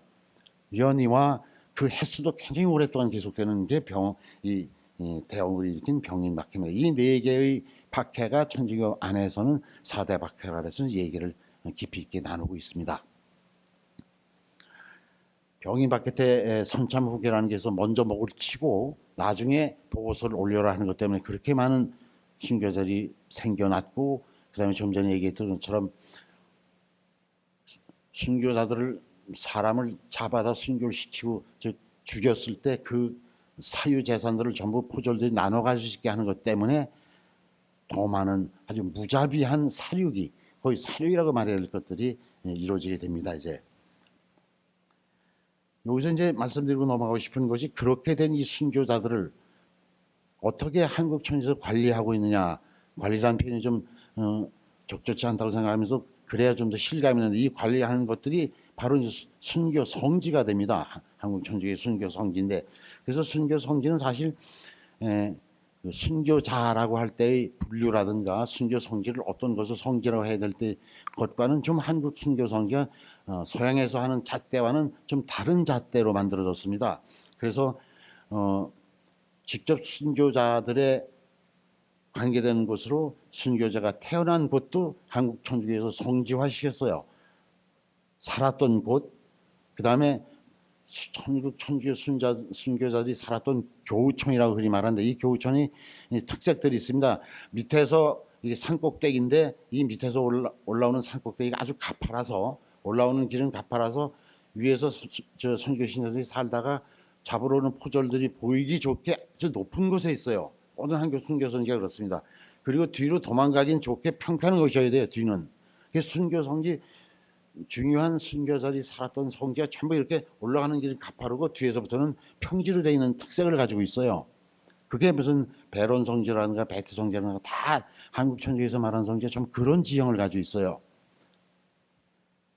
그 다음에 이제 한국 천주교에서 성지로 말하는 것들이 처형지. 그래서 뭐 교황님도 오셨다가 들렸던 그 서소문 순교 성지라든가 또는 그 목 잘린 데 있는 절투산 순교 성지라든가 그 다음에 제일 많은 순교가 나왔다고 추정되는 해미 순교 성지라든가 여기도 교황 오셨을 때 들렸었죠. 그 다음에 아주 쓰라린 그 순교 역사를 가지고 있으면서 거기서 돌아가신 분들 전원이 이제 성인 반열에 오르게 됩니다. 마지막으로 한 분 남았던 여자분마저도 이번에 복자위에 오르는 과감한 결정을 교황청에 내려주셔가지고 했던 곳으로 당곡의 성지라고 있었습니다. 근데 이 당곡의 성지에 아주 운명이 기구해서 이 당곡의 성지 이 큰 것을 용산 전자상가에서 바라보던 산이었어요. 당곡이라는 집이 다닥다닥 붙어 있고 맨 위에 천주교 순교 성지를 만들어 온다고 했었는데 이게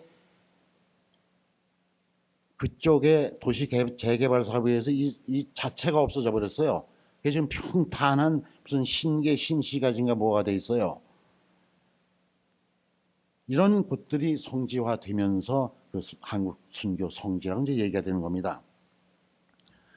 여기서 그 순교자에 대한 그러면 그 관리 이런 표현이 좀 아주 불경스럽습니다만 순교자를 어떻게 해가고 있느냐 한국 천주교의 실상을 조금 말씀드리자면요.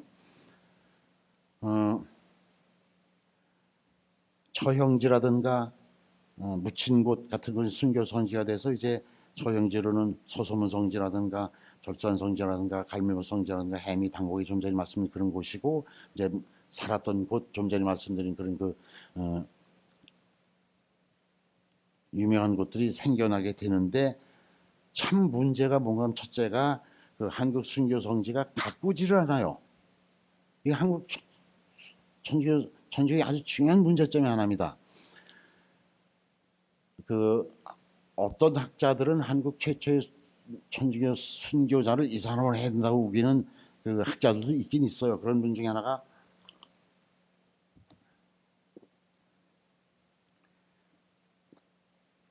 그 우리가 KTX를 타고 내려가게 되면 밀양이라는 데서 밀양역에서 내리는 그 밀양역 바로 밀양역에서 한 자동차로 뭐 5분당 걸리는 거리에 있는 성지가 하나 있습니다. 이 성지는 노무현 대통령 집권 시절에 노무현 대통령과 굉장히 가까웠던 신부가 있었어요. 그 노무현 대통령이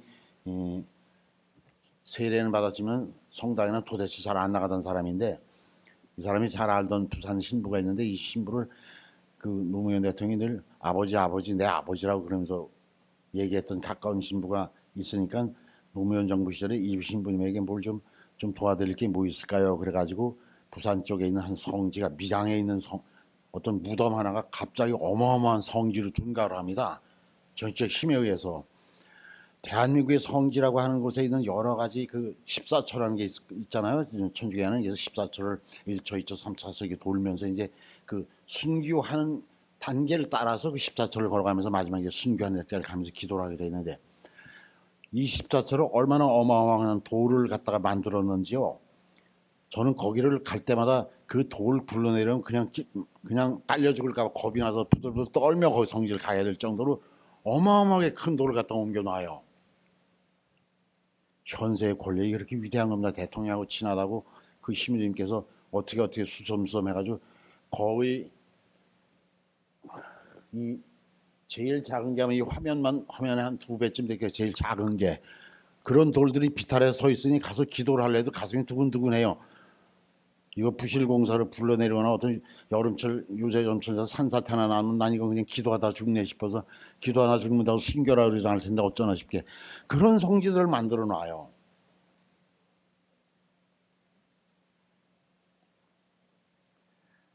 그 수많은 그 문제점들 중에서 다른 또 뭐가 있냐면은 아주 중요한 건데 성인이 순교자가 탄생하는 것은 서양에서 그렇고 일본까지도 그렇게 하고 있는데 그 순교자가 한 사람 있자면은 그 뒤에 배교자 잡혀갔다가 나 안 믿겠습니다 하고 나오면 배교자 있게 마련이겠죠. 그 다음에 배교를 하고 나와서 인간이 참 이상해요. 배교하고 나와서 그다음 얼로 돌아서 나면 천주교 신자 잡으러 다니는 인간이 돼버립니다. 그냥 저만 안 믿는 게 아니라 내막을 잘 아니까요. 우리 동네에서 저놈이 믿었는데 저놈이 믿는 거 다 아니까 나만 잡혀가는 게 아니라 포졸들 끌고 가서 꼬나바치는 밀고자가 되는 거예요. 그래서 이 세 가지 연구, 순교자에 대한 연구, 배교자에 대한 연구, 그다음에 밀고자에 대한 연구가 함께 이루어질 때 순교사가 제대로 쓰는 게 되는 거예요. 근데 한국엔 순교사만 있지 밀고자에 대한 연구나 배교자에 대한 연구가 거의 전무합니다. 이게 한국 천주교의 아주 큰 문제점이 하나예요. 저는 그렇게 생각을 해요. 저는 한 사람의 순교자가 나오려면은 정말로 배교하는 사람이 한 몇백 명 있었을 거예요. 한 실례로 좀 전에 말씀드린 그 최양업이라는 한국의 두 번째 신부인 최양업의 아버지 어머니가 다 순교를 하시는데요. 이분들이 잡혀갈 때 지금 안양 쪽에 성지되어 있는 그 담배골이라는 곳에 있는데 담배 농사를 짓던 곳이기 때문에 담배골이에요. 거기서 잡혀갈 때 40명이 넘는 마을 사람들이 다 함께 다 천주교 신자들 다 함께 잡혀갑니다. 성인 40여 명과 아이들까지 잡아갔으니까 상당한 사람들이 잡혀와요. 이제 이건 정확한 기록에서 이걸 보면 40명이 넘는 마을 사람들이 끌려왔는데 최양업 신부의 아버지 어머니가 되는 그 두 분 성인과 그분들은 더 혹독한 고초를 받는 게 아들을 신부 만들려고 어디 외국으로 내보냈다는 게 발각이 되면서 아주 끔찍한 그 고초를 받다가 이 아버지가 되는 최경화이라는 이 세인트는 지금 성이 되신 분은 맞아 죽습니다. 맞아 죽는데 그 매 맞은 매 수가 나오는데 그 가공할 숫자의 매를 맞아요. 곤장 몇 대, 태장 몇 대 이런 식으로 기록이 있는데요. 맞아 죽는 분입니다. 이번 아버지는. 그 다음에 어머니는 이게 참 한국 천주교 순교사 중에서 아주 꽂히자 눈물입니다. 이 당곡의 성지라고 지금 빤빤하게 밀어놓고 이상한 걸 만들어 놓은 거기에 옛날에 이렇게 언덕이었을 때 그 맨 꼭대기에 순교 성지여서 가면은 한국 순교 성지 중에서 가장 많은 여성분들이 찾는 순교 성지예요. 그 이유가 있습니다. 한국 순교 중에서 이성예 마리아라는 한국 최초의 두 번째 신부의 어머니 되시는 이분은 배교를 하고 나옵니다. 풀려나와요. 왜 풀려나오냐면 이 두 부부가 그렇게 참 아주 이루 말할 수 없이 아름다운 그 신앙생활을 했는데 아름다운 신앙생활을 하면 부부애가 좋은 모양이에요. 아이를 5을 낳았는데 이 5 다 아들만 낳아요. 이 부인께서. 그 5 아이 중에 첫 아들을 신부를 만들기 위해서 제1진으로 마카오로 보내서 거기서 신부소를 하게 되는 겁니다. 그렇게 아들이 넷인데 맨 막내가 그때 아직 이 부인이 젖먹이였어요. 젖먹이를 안고 옥에 들어가서 고초를 받고 있고 이 세 아들은 어디가 있는지 몰라 뿔뿔이 거지가 돼 돌아다니는 실정이에요. 이제 옥 밖에 있어서 옥 밖에 따라왔다가 근데 남편이 매 맞아 죽었다는 소식을 옥에서 듣죠. 그런데 아이가 고문을 받고 뭘 하면서 태장을 당하고 볼기를 맞고 여자지만 뭐 젖가슴이 다 찢어지게 하고 하니까 애가 젖이 안 나와서 굶어 죽습니다. 1살 칸 넘긴 아이가. 남편 죽고 아들은 외국에 가서 신부 수업을 하고 있고 막내 안고 있던 아들이 죽는 바람에 밖에 있는 세 아이도 죽겠구나 해서 신앙심이 아니라 모성애로서 자기 난 안 믿겠습니다, 하느님을 부정하겠습니다 하면서 배교를 하고 풀려납니다. 아주 장렬한 스토리가 있어요, 이 부인에게는. 그러다가 다시 나와서 아이들 세 아이를 안고 있다가 헤매다가 거의 거지가 돼서 헤매다가 아니다, 내가 이 아이를 안고 있을 일이 아니라 나는 가서 하느님을 배반하지 말고 순교하자, 그리고 이 아이를 하느님께 맡기자 하는 결심을 하고 다시 들어갑니다. 자진한다 그래요, 그 용어로. 스스로 가서 나는 하느님을 믿습니다, 나는 배교하지 않습니다, 우리 주님은 위대하시고 영원하십니다 하면서 갑니다. 그때 참 눈물겨운 얘기를 이 어린 아들 셋을 앉혀놓고 합니다. 위주치명하라, 목숨을 버리면서라도 너희들 주님을 믿어야 한다, 너희들도. 어머니는 그 길을 간다. 그 다음에 형이 지금 마커에 가서 신부 수업을 하고 있어요. 막 그 신학교를 다니고 있어요. 형이 올 때까지 기다려라 하는 세 가지의 아주 눈물겨운 얘기를 해주고 갑니다. 이제 옥으로 들어가요. 다시 찾아 들어가요.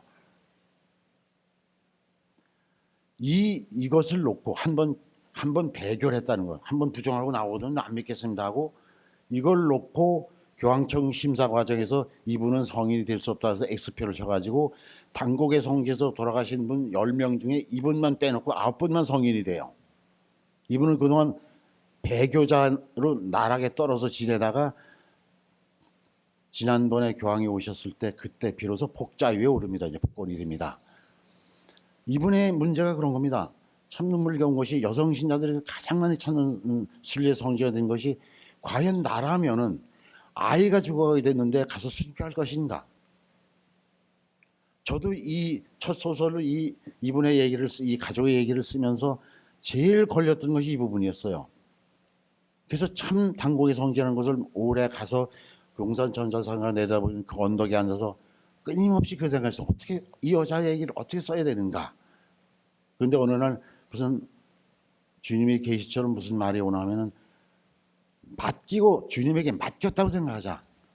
내가 끼고 있다고 해서 거지가 다 된 내가 이제 재산 다 뺏겼으니까 이제 갈 곳도 없어. 이 부인이 아들 셋만 데리고 이제 거리를 헤매면서 구걸해서 살아야 돼요. 그때 내가 끌고 다닐 것이 아니라 이거 아이들을 주님에게 맡기고 나는 가서 주님이 무릎을 꿇고 사죄하며 순교하자는 결심하고 들어가는 게 아니었을까. 주님에게 맡긴 게 아니었을까. 그럴 때 우리 마음이 편해졌던 게 아니었을까 하는 생각을 하며 좀 눈물겨워서 단곡의 성지를 내려왔던 시절이 있는데, 그 단곡의 성지가 반질반질해졌어요 지금. 그리고 나서 한국 천주교에서 하는 게 얼마나 웃음나면 거기다가 뭐라고 비석을 하나 세워놨는데, 그 성지를 개발하면서 정말 개발을 했어요. 아주 말 그대로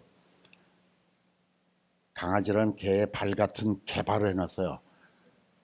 말이 안 되는, 도대체 뭐도 이해할 수 없는 성인들의 얼굴이라는 걸 엉터리로 그려놨는데, 그것도 참 어떻게 성인 얼굴 이렇게 그렸나 싶은 이상한 어린애 장난감 같은 걸 그려서 붙여놨어요. 10분들의 거를. 이 배교와 밀교 얘기를 지금 드리고 있는 건데, 정말로 한 사람의 순교자가 나오려면은, 우리 여기 순교자 얘기입니다. 우리가 순교자 얘기인데, 한 사람의 순교자 나오려면 얼마나 많은 배교자, 얼마나 많은 밀교자, 특히 종교에 있어서는 그 엉뚱한 사람이, 안 믿는 사람이 밀고를 하는 것이 아니라 같이 믿던 사람이 배교하고 나서 밀고를 합니다. 알기 때문에 그 안에 있는 사람들을. 그래서 뭐 포절들 들고 다니면서 저는 믿는 사람이다, 저는 믿는 사람이다 해서 참 순교를 하게 되는 거예요. 이 관계의 공부, 이 관계인 걸 해명하자면은 배교자 연구가 따르지 않아 갖고는 순교자 연구가 반쪽이 날 수밖에 없습니다. 그런데 한국 천주교에서 이 배교자 연구 아주 거의 지금 황무지 상태입니다. 가령 그러다 보니까 얼마나 왜곡된 시각들이 한국 천주교에 아주 무슨 사교 집단처럼 떠도나 하면은, 그 미진의 성지라는 게 있어. 이것이 뭔가 하면은 한국에서 최고로 뭐 우리 한국 천주교회만이 아니라 한국 대한민국 교과서에도 초등학생 교과서 나오는 김대원 신부의 경우인데, 김대원 신부가 순교했다고 하는 곳이 미진의 성지라고 조성이 돼 있어요. 그 미진회예요. 근데 김대원 신부가 어떻게 돌아가셨느냐의 문제에 대한 것은 설이 아직도 한국 천주교 안에서 정리가 안 되고 있어요. 부전 야화를 갖고 들고 다니면서 떠들어댄 그 뭐 한국 천주교사를 초기에 손을 냈던 신부에 의해서 나온 설에 의하면 어떤 신자가 김대원 신부가 죽자 그 시신을 얻고 민의 성지까지 가서 묻었다라는 설이에요. 이게 가장 우세한 설입니다. 민의 성지에서 주장하는. 근데 이 기록이 얼마나 웃음나면 한국 천주교회 공식적으로는 교황청에서 시성 시복을 할 때는 그거를 믿지 않고 그냥 목에 달려 순교한 걸로 돼 있어요. 그래서 그것을 지금 여기하고 좀 가깝네요. 외국의 성지 쪽으로 또는 이쪽 서강대 있는 쪽으로, 서강대 있는 데가 무덤들이 많이 있던데 그쪽으로 옮겼다가 거기서 다시 옮겨간 것으로 돼 있는, 이게 이제 교황청에서 인정한 자료예요. 이 자료와 미래의 성지까지 어떤 사람이 얻고 뛰었다는 말도 안 되는 설과 그 미래의 성지에서 주장한 설이고, 이렇게 한국 주보가 돼 있는 한국 주보 성인인 김대원 성인에 대한 순교 장면에도 세 가지 설이 떠돌아요. 각자 주장을 해요. 이런 것들이 왜 통일이 되지 않는지는 전 한국 천주교를 이해를 할 수가 없어요. 그런데 그 주장들이 각각 하자들이 참 많아요. 정리가 안 되고. 최영이란 첫 번째 신부가 되어 세 사람의 그 학생들을 뽑아서 마카오로 보내서 거기서 이제 그 신부 수업을 시킬 때 세 학생이 하는데, 그게 김대건이라는 신부가 된 사람과 그다음에 두 번째 신부인 최양업이라고 하는 신부가 있고, 세 번째가 이제 또 한 분인데, 이 또 한 분은 가서 1년 만에 그만 그 풍토병에 걸려서 일찍 죽습니다. 그래서 신부가 못 돼요, 이분은. 두 번째 신부가 된 최양업 신부의 경우는 그 한국 천주교회사에 보면 얼마나 우습게 표현이 되어 있냐면, 최양업 신부의 어머니가 좀 전에 말한 그 배교 한 번 했다 다시 들어가서 아이들을 거리에 맡겨놓은 아이들을 버리고 가서 죽은 어머니라는 말씀 드렸어요. 그 얘기를 하면서 얼마나 우스꽝스러운 기록들이 있냐면은, 어린애들인데 어머니가 순교하자 옷을 벗어 던지며 기뻐했다고 나와요. 순교했다고 기뻐했다. 이게 말이 되는 소리입니까? 이게 교회 안에서 나올 수 있는 소리예요. 어린애들이, 제일 큰 애가 14살이었는데 14살 한 10살 뭐 A-니까 한 2, 3년 토를 막 낳겠죠. 그럼 10살 배기 앞뒤인 애들이 어머니가 돌아가셨는데 우리 어머니 순교해서 위대한 순교했다고 옷을 벗어 던지며 기뻐했다는 거를 교회 안에서 인정한다는 게 말이 되는 얘기라는 거예요. 이런 것들이 정리하지 않고 있는 게 한국 천주교입니다. 교회사 안에서. 그 다음에 뭐 한국 천주교회도 지금 문제가 많은 것이, 그 순교자들 누구 어디서부터 한국 천주교회가 시작됐다고 봐야 하는 시원론까지도 두 개로 갈려 있어요. 이승욱이라는 사람이 가서 순교하게 된 이승욱이라는 사람이 가서 한국 최초로 중국에 가서 세례를 받은 것을 한국 천주교의 시원을 봐야 하냐. 그분이 이제 성서라든가 묵주라든가 같은 걸 가지고 돌아오니까요. 하는 설과 그때로 봐서는 안 된다. 신부가 정식으로 들어오는 때로 봐야 한다는 두 설이 팽팽해서 양보를 안 합니다. 양쪽에서 서로. 그 다음에 시간이 한해서 할 얘기가 정말 중요하고 재미있는 게 남았는데, 재미있는 걸 뒤로 돌렸더니 시간이 다 돼가네요.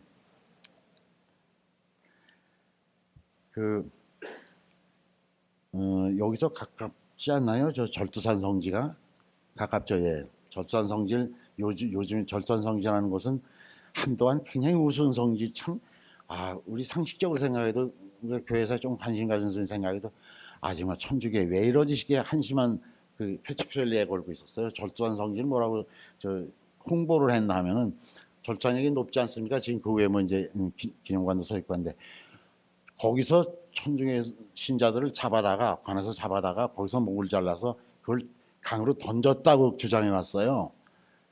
그런데 천주교 신자들을 잡아들여서 처형할 때는 그렇게 간단하게 하지 않았어요. 조정해서. 그걸 홍보 효과를 극대화시키기 위해서 그렇게 산꼭대기에 가서 몰래 목을 치지 않았습니다. 아주 일종의 거대한 행사를 했어요. 그럼 넓은 터가 필요해요, 우선요. 그래서 여러 가지 구체적인 행사를 했기 때문에요. 그게 최근에 와서야 그 전담하고 있는 신부님이 이건 말이 안 되는 거다 하는 걸 이제 부정해서 그 밑에 어딘가 여길 것이다 하는 식으로 바로 잡습니다 이제. 그래서 지금은 절단성지가 그게 아닌데,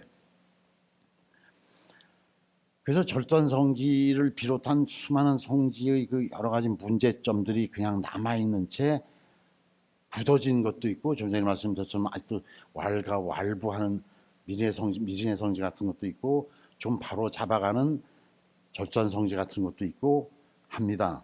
그 중에 제일 우스운 게 하나가 뭐가 있냐면, 그 절단 성지 가면 이렇게 돌다 보면은 요 책상에 한 3배쯤 될까요? 4배쯤 될 거 한 널찍한 바위가 있어요. 이것이 천주교 안에서는 오성 바위랍니다. 오는 5이라는 뜻이고 성은 5 성인 바위다 이런 뜻이에요. 이건 뭔가 하면 세 분의 서양 선교사와 그 서양 선교를 따르던 아주 위대한 그 평신도인 두 분이, 이 선교사가 세 분이 잡혀가니까 이분 두 분 따라가요. 나도 죽여라 하면서. 근데 그 무렵에 조정에서 왕비의 결혼을 앞두고 있었어요. 공주의 결혼을. 그래서 나라에 이렇게 경사스러운설이 있는데 서울 가까운 여기저기서 피를 봐서는 안 된다 해서 이런 걸 멀리 보내라 이것들을.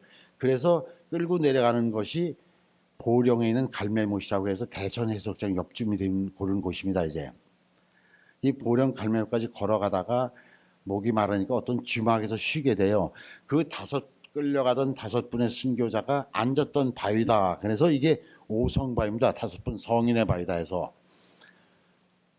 이게 어딘가에 잘 있었어요. 잘 있었는데 참 어떤 아주, 이런 말 하면 제가 평신도로서 참 큰일 날 파문을 당할 소리를 합니다만은, 어떤 신부님께서, 열성 신부님께서 그건 너무 다른 쪽으로 열성이 깊어가지고 이 돌을 옮깁니다 이제. 사실 그 돌은 거기 있어야 가치가 있죠. 서울에서 끌려오던 분들이 5분이 여기서 목을 치고 포졸들에게 허락을 받고 거기서 목을 치고 쉬었다는 바위거든요. 그걸 오성바위라고 이름을 붙여서 그놈을 서울 끌고 오는데, 이 바위덩이가 크잖아요. 사람 5이나 올라가서 술 마실 수 있는 자리니까요. 막걸리를 목을 치겠다는 기록이 있는데, 그래서 당시에 아마 이게 1973년인데 이때는 우리나라 중장비술도 괜찮았을 텐데, 그것도 안 하고 미군 부대에 부탁하도 이 신부님께서 미군 공병대가 동원이 돼서 이 바위를 서울로 끌고 올라옵니다. 그래가지고 지금 절두산 성전에 갖다 놨어요. 갖다 놓고는 이렇게 줄을 쳐놓고 거기도 올라갈까봐 줄을 쳐놓고 있는데, 최근 기사를 보니까 그게 자꾸 훼손이 된다는 거예요. 왜? 비를 산성비를 맞고 그러니까 바위가 좀 부스러지는 모양이에요. 그런다고 그걸 뭘 이제 씌운답니다. 이렇게. 그래서 요새 기사를, 여기 나오려고 그 기사를 찾아보니까 이미 씌운 것 같아요. 그러니까 무슨 통 속에 들어가 있어요, 바위가. 이게 과연 성지나 성인을 위한, 순교자를 위한 기리는 현양 사업의 하나일까 하는 의문을 저는 가져요.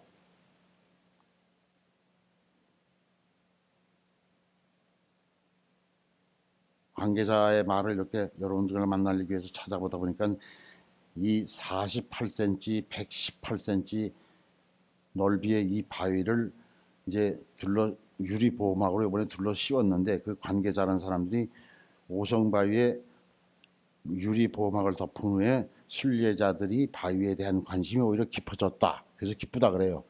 그렇겠죠. 뭔 바위에다 이걸 틀을 씌워놨으니까 사람들이 저건 뭐야 하고 더 들여다보겠죠. 그전에 바위만 나올 때 그냥 지나가던 사람들이 거기다 빨간 칠을 하면 더 볼 거예요. 그죠? 피자윈가 하고. 이게 이 한심한 지금 한국 천주의 현실이에요. 뭐 이런 게 한두 가지가 아닙니다. 신교자에 대한 게. 게다가 뭐가 제일 문제점이 뭐냐면, 좀 전에 잠깐 말씀드린 것처럼 그 우리 지방자치단체에서 뭐 이렇게 꾸며서 표현이 이렇게 눈에 가시적으로 나타내는 실적을 올리려고 난리들이에요. 직접 선거로 군수나 시장을 뽑게 되니까요. 그래서 아마 천주교 신자, 천주교 쪽하고 개신교 쪽 또는 저 천도교 쪽 무슨 이런 데하고 아주 서로 그 예산 좀 많이 타먹으려고 저쪽에서 많이 가져가면 안 되는데 하고 그 치열한 걸로 제가 알고 있어요. 그래서 천주교한테 돈 줄 때도 아주 개신교 몰래 돈 주고 그래요. 뭐 하라고 돈을 주면 뭐 이렇게 순교자 뭐 이런 거 기리는 돈을 주는데, 그러다 보니까 굉장히 우스운 사건들이 나타납니다. 아주 교구가 경쟁적으로. 그래서 천주교 안에 무슨 얘기가 있냐면, 포크레인 신부라는 별명이 가진 사람이 있어요. 포크레인 신부. 그냥 가서 성지 개발에 앞장서 가지고 지자체에서 반쯤 돈 타고 교구에서 한 돈쯤 반 타고 또 그 담당 신자들한테 돈 좀 걷어가지고 포크레인질을 하는, 포크레인질 아시죠? 포크레인 뭔지. 그 삽질하는 삽질 신부들이 많아요. 삽질 전담 신부예요. 어디만 가면 성지 개발해요. 뭔가 꼬투리를 잡아가지고 오죽하면 천주교 아내 신자단에 저 사람 포크레인 신부야 하는 말이 돌겠습니까? 제가 103회 성지 순례를 다닐 때보다 지금 성지가 거의 배로 늘어났습니다. 천주교 신자들의 성지라고 하는 곳이. 그러면 그 다음에 생긴 것들은 거의 강제로 만든 것들이에요. 아무것도 없는 데다가 그냥 아주 만드는 건 몇 개 있습니다.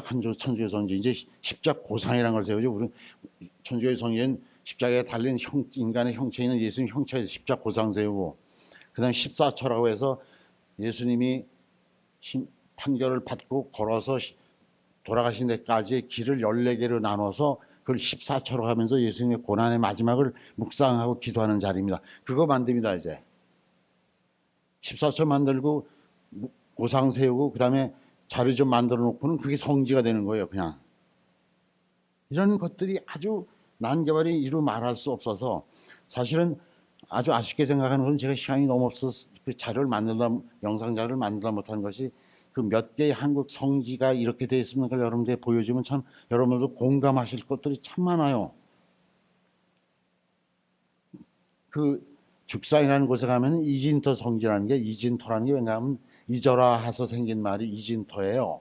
천주교 신자들이 가서 많이 죽은 자리가 있는데 거길 자꾸 바라보지 마라. 그건 잊어라. 거기서 고개를 돌려라 하는 말 때문에 이진터라, 잊어라 하는 데서 이진터라고 하는 지방 명이 있는 성지가 하나 있어요. 공식 명칭으로는 죽산성지인데 고속도로를 타고 가다 봐도 죽산성지라고 화살표가 붙어 있어요. 아주 이곳을 개발한 신부야말로 포크레인 신부의 대표적인 분이 한 분 계세요. 이분 가면은 성지 개발 전담 신부예요. 가면 성지 개발을 하는데 한번 가보니까 기왕의 성지로 되어 있던 곳을 어마어마하게 공사를 벌리고 있는데 십자 고상을 그냥 아무데나 파서 저도 던져놓은 상태예요. 그래서 이제 갖고 이거 되겠나 하면서 제가 표를 차면서 돌아왔는데 나중에 가보니까 성지 개발해놓고 그 둘레를 경복궁 담 치듯 그런 왕궁 담을 쳐놨어요. 그 둘레에다. 이거야말로 정말 성지 개발이 있어서 안 된 일이에요. 왕궁은 순교자들의 적이었습니다. 순교시킨 상대들입니다. 그 모양을 본다서 왜 순교자들을 기리는 장소에다 왕궁의 담을 쌉니까? 무지막지하게 큰 순교자 묘라고 좀 가묘를 만들었어요. 그 안에 아무것도 없어요. 묘는 수십 개를 만들어놨어요. 그리고 뭘 해놨냐면은 옆에다 느닷없이 온갖 조류를 기르는 우리 여기만한 이런 큰 망을 친 그 조류 동물원을 만들어놨어요. 그 안에다, 성지 안에다, 입구에다. 그래서 도대체 천주교 성지에 왜 새새끼가 날아다니고 무슨 서양의 이상한 꼬리도 이상한 새들을 갖다 놓고 이 짓을 왜 해야 되느냐 물었더니만은 성지에 오는 아이들에게 따라오는 아이들은 볼 게 없을 테니까 성지 따라다니면 요거라도 보라고 만들었대요. 그래서 제가 그 영상을 보여드리면서 천주교 좀 흉을 한참 볼라다가 오늘 아주 아쉽게 생각합니다. 신리성지라는 곳이 있는데 여기에 무슨 돈이 있어 갑자기 성지 개발이 되더니 지금 아주 충남 쪽에 있는 거대한 성지가 되어버렸어요. 이 신리성지는 뭔가 하면은 좀 전에 그런 말씀했죠. 신부들이 오면은 그냥 팍팍 그냥 무슨 저 게임하듯 들어오면 그냥 팍 신교해요. 전부 오시면 6개월 만에, 1년 만에, 2년 만에, 3년 만에. 그런데 제일 오래 계시던 신부님이 한 분 계세요. WG교라고요. 이분의 집터가 있던 곳입니다. 여기가. 근데 집터를 사목하던 그분이 계시던 집터를 그냥 방치하면서 무슨 이렇게 제가 찾아다닐 때 보면 둘레를 담을 쌓고 철조망을 치고서 거기서 이만한 열쇠를 채워놔서 몰래 이렇게 개공을 만들어가지고 들어가서 보던 그런 성지였는데 어느 날 여기가 성지 개발이 되기 시작합니다.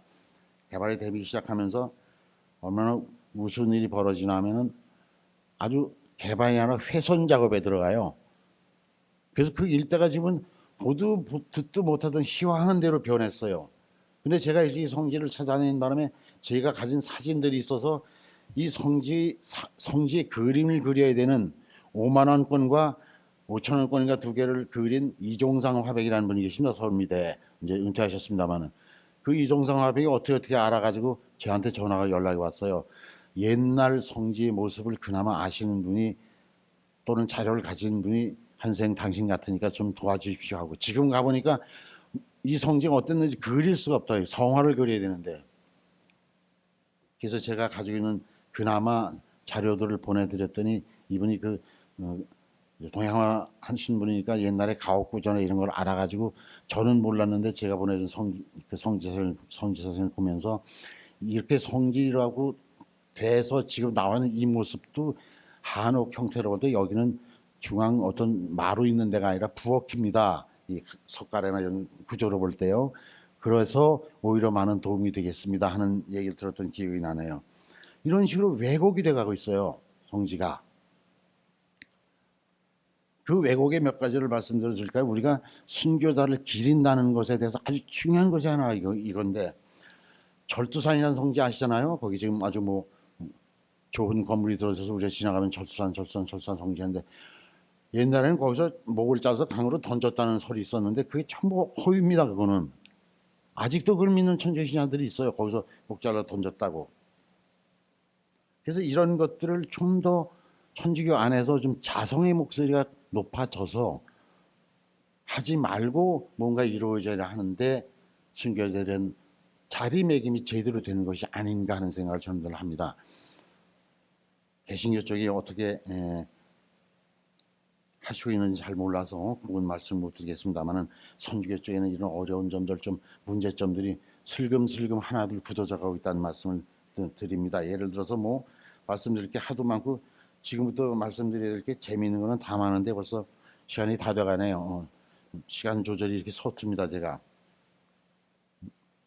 자 남은 것 중에서 골라서 몇 가지만 그런 말씀드릴게요.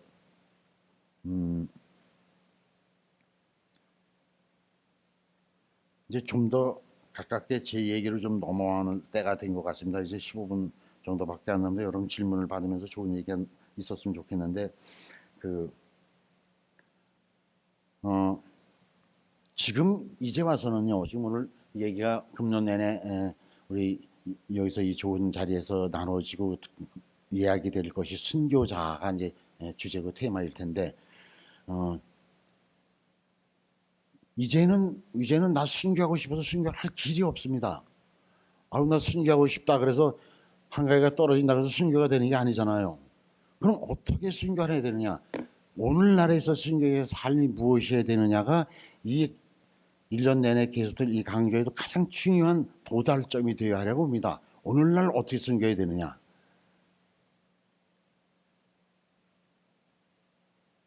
그럴 때 생각나는 것이 몇 가지만 말씀드리도록 하겠습니다. 저는 작가입니다. 소설 쓴 사람이에요. 그러면 소설가는 소설로 순교하는 길밖에 없어요.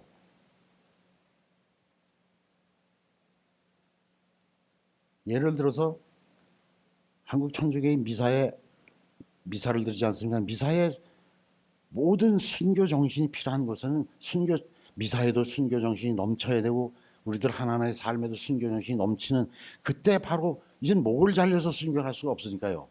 그게 순교의 길이 아닌가 생각을 합니다. 이제 그런데 그게 잘 안 돼요. 다른 예를 들어서 제가 천주교에서 늘 바라는 게 이런 건데요. 첫째, 교우끼리 친교만을 강조할 게 아니라 친교라 그러죠. 각각이는 뭐 하라는 게 아니라 첫째, 신부들 중에 늘 신부들에게 말씀드린 것 중에 하나인데 좀 아주 조금 비켜가며 얘기를 하지만은 차마 또 얘기를 못하는 아주 가까워져 얘기를 하는데 미사에 있어서 강론 중에 이렇게 반말하는 신부들이 많아요. 이 반말하는 신부의 이것부터 반말하지 않는 게 전 순교 정신이라고 생각을 해요. 할머니 신자가 있는데 젊은 신부가 반말처럼 뭐 알아 몰라 모르지 뭐 이런 식으로 말하는 신부가 비일비재해요. 그리고 그게 하도 한심하고 웃어서 웃으면 자기가 강론 잘해서 웃는 줄 알아요. 목사님들도 그런 분 있는 걸로 알고 있습니다. 미사 시간에 미사라는 게 뭐예요? 하느님과 만나는 순간 아닙니까? 그 미사 강론 중에 개그 좀 하지 말았으면 좋겠어요. 개그. 아주 웃은 소리 해야 해서 신자들이 웃어야지만 자기가 강론 잘하는 줄 아는 신부들이 참 많아요. 목사님도 계실 거예요. 제가 그쪽 방송을 기독교 쪽 방송 자주 보는 사람에서 잘 알아요. 이런 신부가 있어요. 아주 그 개그 잘하는 신부 중에 한 신부가 이런 거예요. 예수님이 십자가에 매달리셨다 이제 부활하셔서 내려와서 한 1000마리 뭔지 아느냐 그런 개그를 해요. 그 신부님이 늘. 그럼 할머니 신자들이 막 좋아해요. 뭐나 보라셨나 하고. 우리 같으면 이제 얼굴이 굳어지기 시작해요. 그럼 제일 먼저 뭐라 하느냐? 그 신부님의 그걸 그대로 옮겨 그렇습니다. 예수님이 십자가에 매달렸다 부활하셔서 내려오셔서 제자들 및 그 신자들에게 만나서 처음 한 말이 무엇입니까? 그래서 첫째 말 내 팬티 어디 갔냐 그랬대요. 내 팬티 어디 갔냐. 그래서 팬티를 드리면 두 번째로 그럼 웃어요. 저 같은 사람 얼굴이 일그러기 시작해요. 이제 아이고 뭐 이나 미치겠네 이러면서 이제 할머니들이 참 좋아요. 할머니 신자들이 내 팬티 어디 갔냐고 예수님이 찾았다 그러면 두 번째로 그 외 성경 잘못 읽은 막달레 마리아라는 사람과 예수님이 좀 어떻게 된 것 같은 무슨 여인분이 하나 나와요. 두 번째 이 신문에 그야말로 썰렁 개그를 두 번째는 제자들 보고 야 막달레 마리아 어디 갔냐 그 막달레 마리아 찾았대 두 번째 그럼 또 신자분들이 막 좋아하세요. 뒤집어지게 좋아해요. 세 번째는 유다인은 어디 갔니 그러고 찾았대요. 그런 걸 주로 하시는 신부님들이 계세요. 그럼 제가 마음속으로 아이고 참 개그는 개그맨만 하는 것도 충분한데 신부님은 왜 개그를 하실까?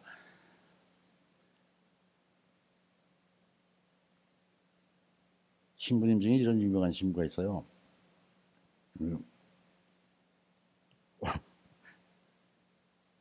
텔레비전 이 신부님은 텔레비전만 보는 것 같아요. 맨날 강론을 하면서 얘를 텔레비전 본 얘기를 들어요. 이제 텔레비전. 그 텔레비전 중에서 특히 아침마당 얘기를 그렇게 많이 해요. 이 신부님이 그 시간에 그걸만 보고 사는 모양이에요. 성경은 안 보고. 그래서 뭐 어맹난이가 어쨌다는 뭐 이런 얘기를 해요. 그래서 참 저 같은 사람은 그러면 미치겠죠 아주. 그 다음에 제가 하도 어떤 데는 그래서 제가 참 고약한 아주 질 나쁜 신자예요. 그래가지고 언제 한번 녹음을 해가지고 그걸 녹취를 해봤어요. 이 신부님의 강론을. 그래서 이걸 신부님께 드리면서 신부님 강론의 내용이 이렇습니다. 한번 살펴보세요 하면 좀 뭔가 개선이 되지 않을까 생각하다가 그랬다가 이제 파문을 당할 거라서 말긴 했습니다만은 녹취해서 풀어보면 뭔 소리를 했는지 한마디도 들을 소리가 없어요. 이런 것들이 특히 순교자 쪽에 가면 그렇게 많아요. 순교자 얘기가 그냥 순교자는 무슨 자동 인형인 줄 알아요. 얼마나 인간적인 걸 얘기해야 되고 순교자의 인간, 그 인간의 고통, 갈등 얼마나 많았겠습니까? 그러나 그걸 뒤로 젖히고 하느님을 향해서 걸어간 그 위대한 발걸음을 얘기하면 그것만도 충분한데 예수님이 십자가에서 내려와서 내 팬티 어디 갔니? 그러고 찾았다는 따위 신자를 웃기려고 하는 식의 순교자 강론이 왜 필요합니까? 마지막으로 제 장사를 좀 해야 되겠네요.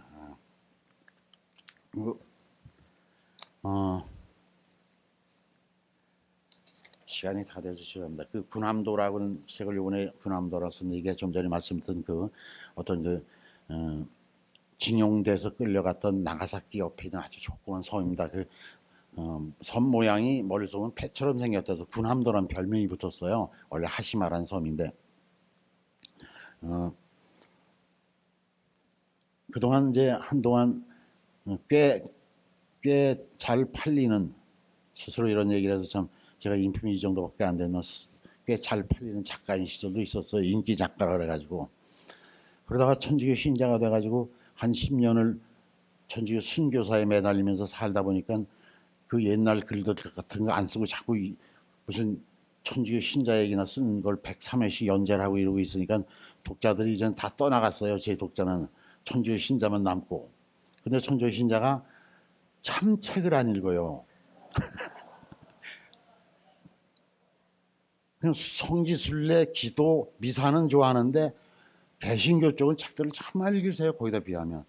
그래서 천주교 책과 개신교에서 나오는 책이 비교가 안 돼요. 그래서 저도 개신교 쪽 서적들 가서 무슨 자료들 구하고 책을 구하고 그래요. 그러다 보니까 천주교 신자가 떨어져 나가고 천주교 신자가 떨어져 나가서 천주교 신자가 내 독자였던 사람들이 다 떨어져 나가니까 천주교 신자만 남으니까 책이 안 팔리는 건 당연해요. 기도만 하고 그냥 성지 순례만 좋아해요. 그러다 보니까 무슨 현상이 나타나면 이제 이런 게 나타나고 어느 날 내가 계속 이렇게 천주교 얘기만 쓰고 신교자 얘기만 쓰다가 지금은 그나마 좀 먹고 사는데 이제 잠깐 집 팔아가지고 신교자 얘기했으니까 신교자 얘기만 쓰면 천주교 신자가 날 좀 먹여서 알려줘야 되는데 천주교 신자가 책을 안 읽어요.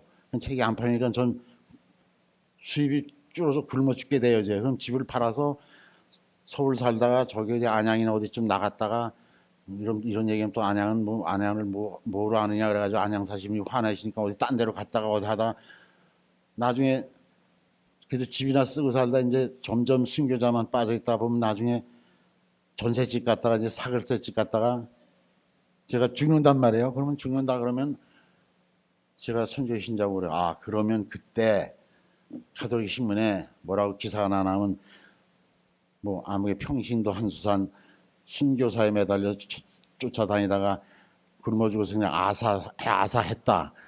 이렇게 나올 거 아니냐. 그러면 신자분들이 어머 불쌍해라 이러면서 책을 사주실 거다. 그러나 이미 때는 늦어서 나는 이미 가 있습니다. 여러분 살아있는 나를 돌봐주셔야 내가 한 번이라도 더 순교자를 찾아다니고 해서 뭘 쓰고 여러분들에게 보여주고 증거하지 않습니까 하는 얘기를 해요. 그러면 그런 강연을 강연 같지 않게 끝내고 나면 돌아가려는 저에게 살며시 다가와서 저 선생님 다음에 책 나오면 살게요 이러신 신자분들이 계시긴 해요. 그런데 그렇습니다. 이제 그 천주교 신자 이렇게 책을 안 읽으면 저는 이제 굶어 죽을 날이 가까워지게 생겼어요. 그래서 이 책을 빨리 천주교 순교자를 떠나려고 그렇게 발버둥을 치는데 안 떠나져요. 안 떠나지고 이제는 양화진까지 와서 순교자 얘기를 팔고 앉아 있게 됐습니다. 이제 그런데 참 무서운 게 있어요. 그 순교자 얘기를 쓰면은 천주교 안에서 대개 이제 천주교 잡지나 신문에 나가야 되잖아요. 그러면 보통 제가 어떤 잡지에 요만한 글을 썼다. 그래서 1,000원을 받는다. 이제 쉽게 얘기해서 그러면 천주교 안에서 이걸 쓰면은 3분의 1쯤을 받아요. 고려가 탁 떨어져요. 돈이 없다 그러면서 그렇게밖에 안 줘요. 그럼 말하자면 제 수입이 3분의 1이 떨어졌다는 얘기가 되는 거예요. 생활이 궁핍해져 3분의 1로. 그런데 무슨 게 나오냐면 다른 어떤 글을 원쯤 썼을 때보다 신교자 얘기, 천주교 안에서 얘기들을 쓰고 나면은 느끼는 그 기쁨은 이건 3배가 아니라 한 3,000배, 3만 배가 돼요. 다른 글을 평생 써오면서 자기가 쓴 글을 보고 자기가 눈물을 흘린 미친놈이 돼본 적은 없어요. 그런데 제가 쓴 천주교 글을 보고 제가 읽다가 저도 모르게 의자에서 털썩 떨어지듯 바닥에 앉아서 눈물을 지은 적이 3번 있어요. 그게 좀 전에 말씀드린 그 단곡의 성지에서 순교하셨다는 그 어머니 얘기를 책을 이제 쓰고 있는 중에 아직 책이 안 나왔는데 그분을 쓰면서 그런 체험을 3번을 해요. 제가 좀 바보죠. 그러니까 지가 써놓고 지가 우는 게 많이나 드는 소리니까 나이 다 든 인간이. 근데 제가 보고 우는데 그때 뭐가 가슴을 탁 쳐서 우나면 아 이건 내가 쓴 글이 아닙니다 하는 소리가 나오는 거예요. 내가 어떻게 이렇게 썼을까. 이건 주님의 하나님의 손길이 다 주셨다는 감동이 올 때가 있어요. 평생 다른 글을 아무리 써왔어도 지금 80권이 넘는 책을 내면서 다른 데서 못 느꼈는데 이 천주교 순교자의 글을 쓰면서 그걸 3번을 제가 느껴요. 그래서 그리고 살았는데 한 번은 가톨릭 신문에서 연락이 왔어요. 연락이 와서 이제 순교자 얘기를 소설로 씁시다. 그래서 때가 왔는가 해서 그걸 쓰기로 약속을 합니다. 약속을 하고 나서 제가 우리 이제 천주교 교구가 이렇게 있습니까? 교구. 그래서 청주 교구에 있는 교구장이신 장봉은 주교님께 연락을 드려서 주교님을 좀 뵈러 가겠습니다. 그 만날 시간을 좀 해주십시오 하고 비서실 얘기했더니 바로 뭐 다음날 와라 하는 연락을 받아요. 예, 갔더니 주교님이 어떻게 해서 왔느냐, 자기를 만나러 왔느냐 물어요. 뭐 주교님 그럼 우리 평신도로 볼 때 하늘 같은 분입니다. 그래서 얘기를 쭉 드려요. 왜냐하면 제가 최양업이라고 하는 김대건과 함께 같이 가서 신부가 됐는데 신부 수업만이 저 신부 받는 것만이 늦어서 늦게 신부가 돼서 그만 우리나라 사람들이 전부 1등 하는 사람만 좋아하잖아요. 2등 하면 전혀 안 알아줘요. 근데 2등 신부가 되는 바람에 더 출중했다고 다 얘기되는데도 한국 천주교에서 밀려났던 그 신부님의 얘기를 이제 쓰는데 그 신부님을 지금 그렇게나마 끌어올려서 현황을 하신 분이 바로 그 주교님이세요. 그래서 제가 이런 글을 소설을 쓰려고 합니다.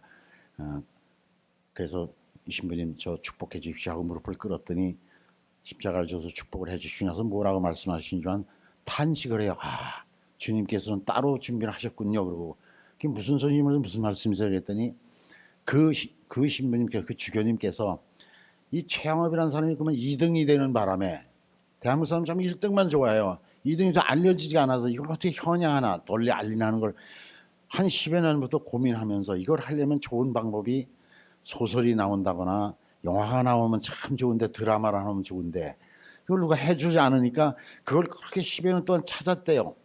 총도 넣고 말도 해가면서.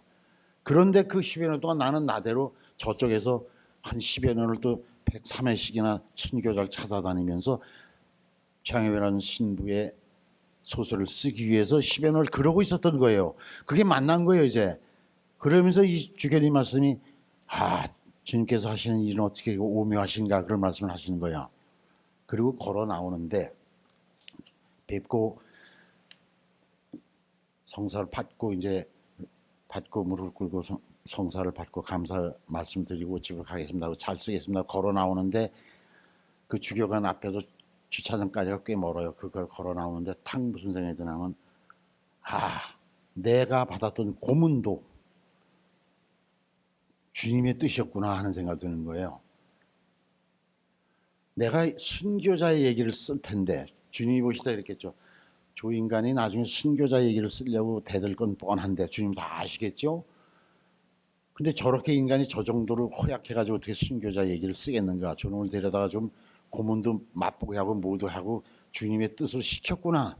그래서 죽지만 않을 만큼만 매를 때렸구나 하는 생각이 가슴에 탁 오는 거예요. 제가 무릎을 푹 꿇고 주저앉았어요. 우리가 흔히 말하는 그것조차 다 주님의 뜻이었던가 하는 감동을 개인적으로 받습니다. 주님의 뜻이었구나. 그래서 제가 늘 하는 말이 그 개신교 쪽 어떤지 모르겠으나만 기독교 쪽은 천주교 쪽에서 왜 그런지 그렇게 순교자 책이나 순교자 그저 기도반들 좋아해요.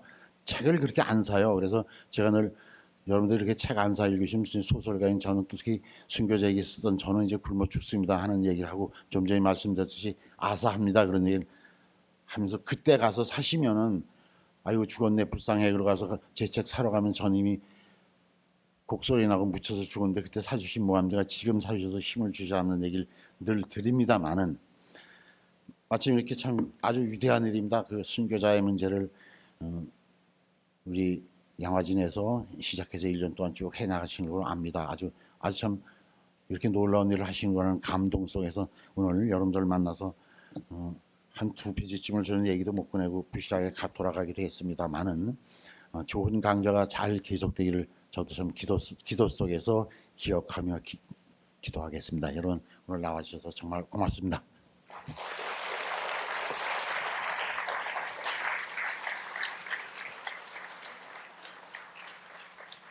감사합니다. 시간이 길어서 질문은 받을 수가 없게 됨을 양해해 주시면 감사하겠고요.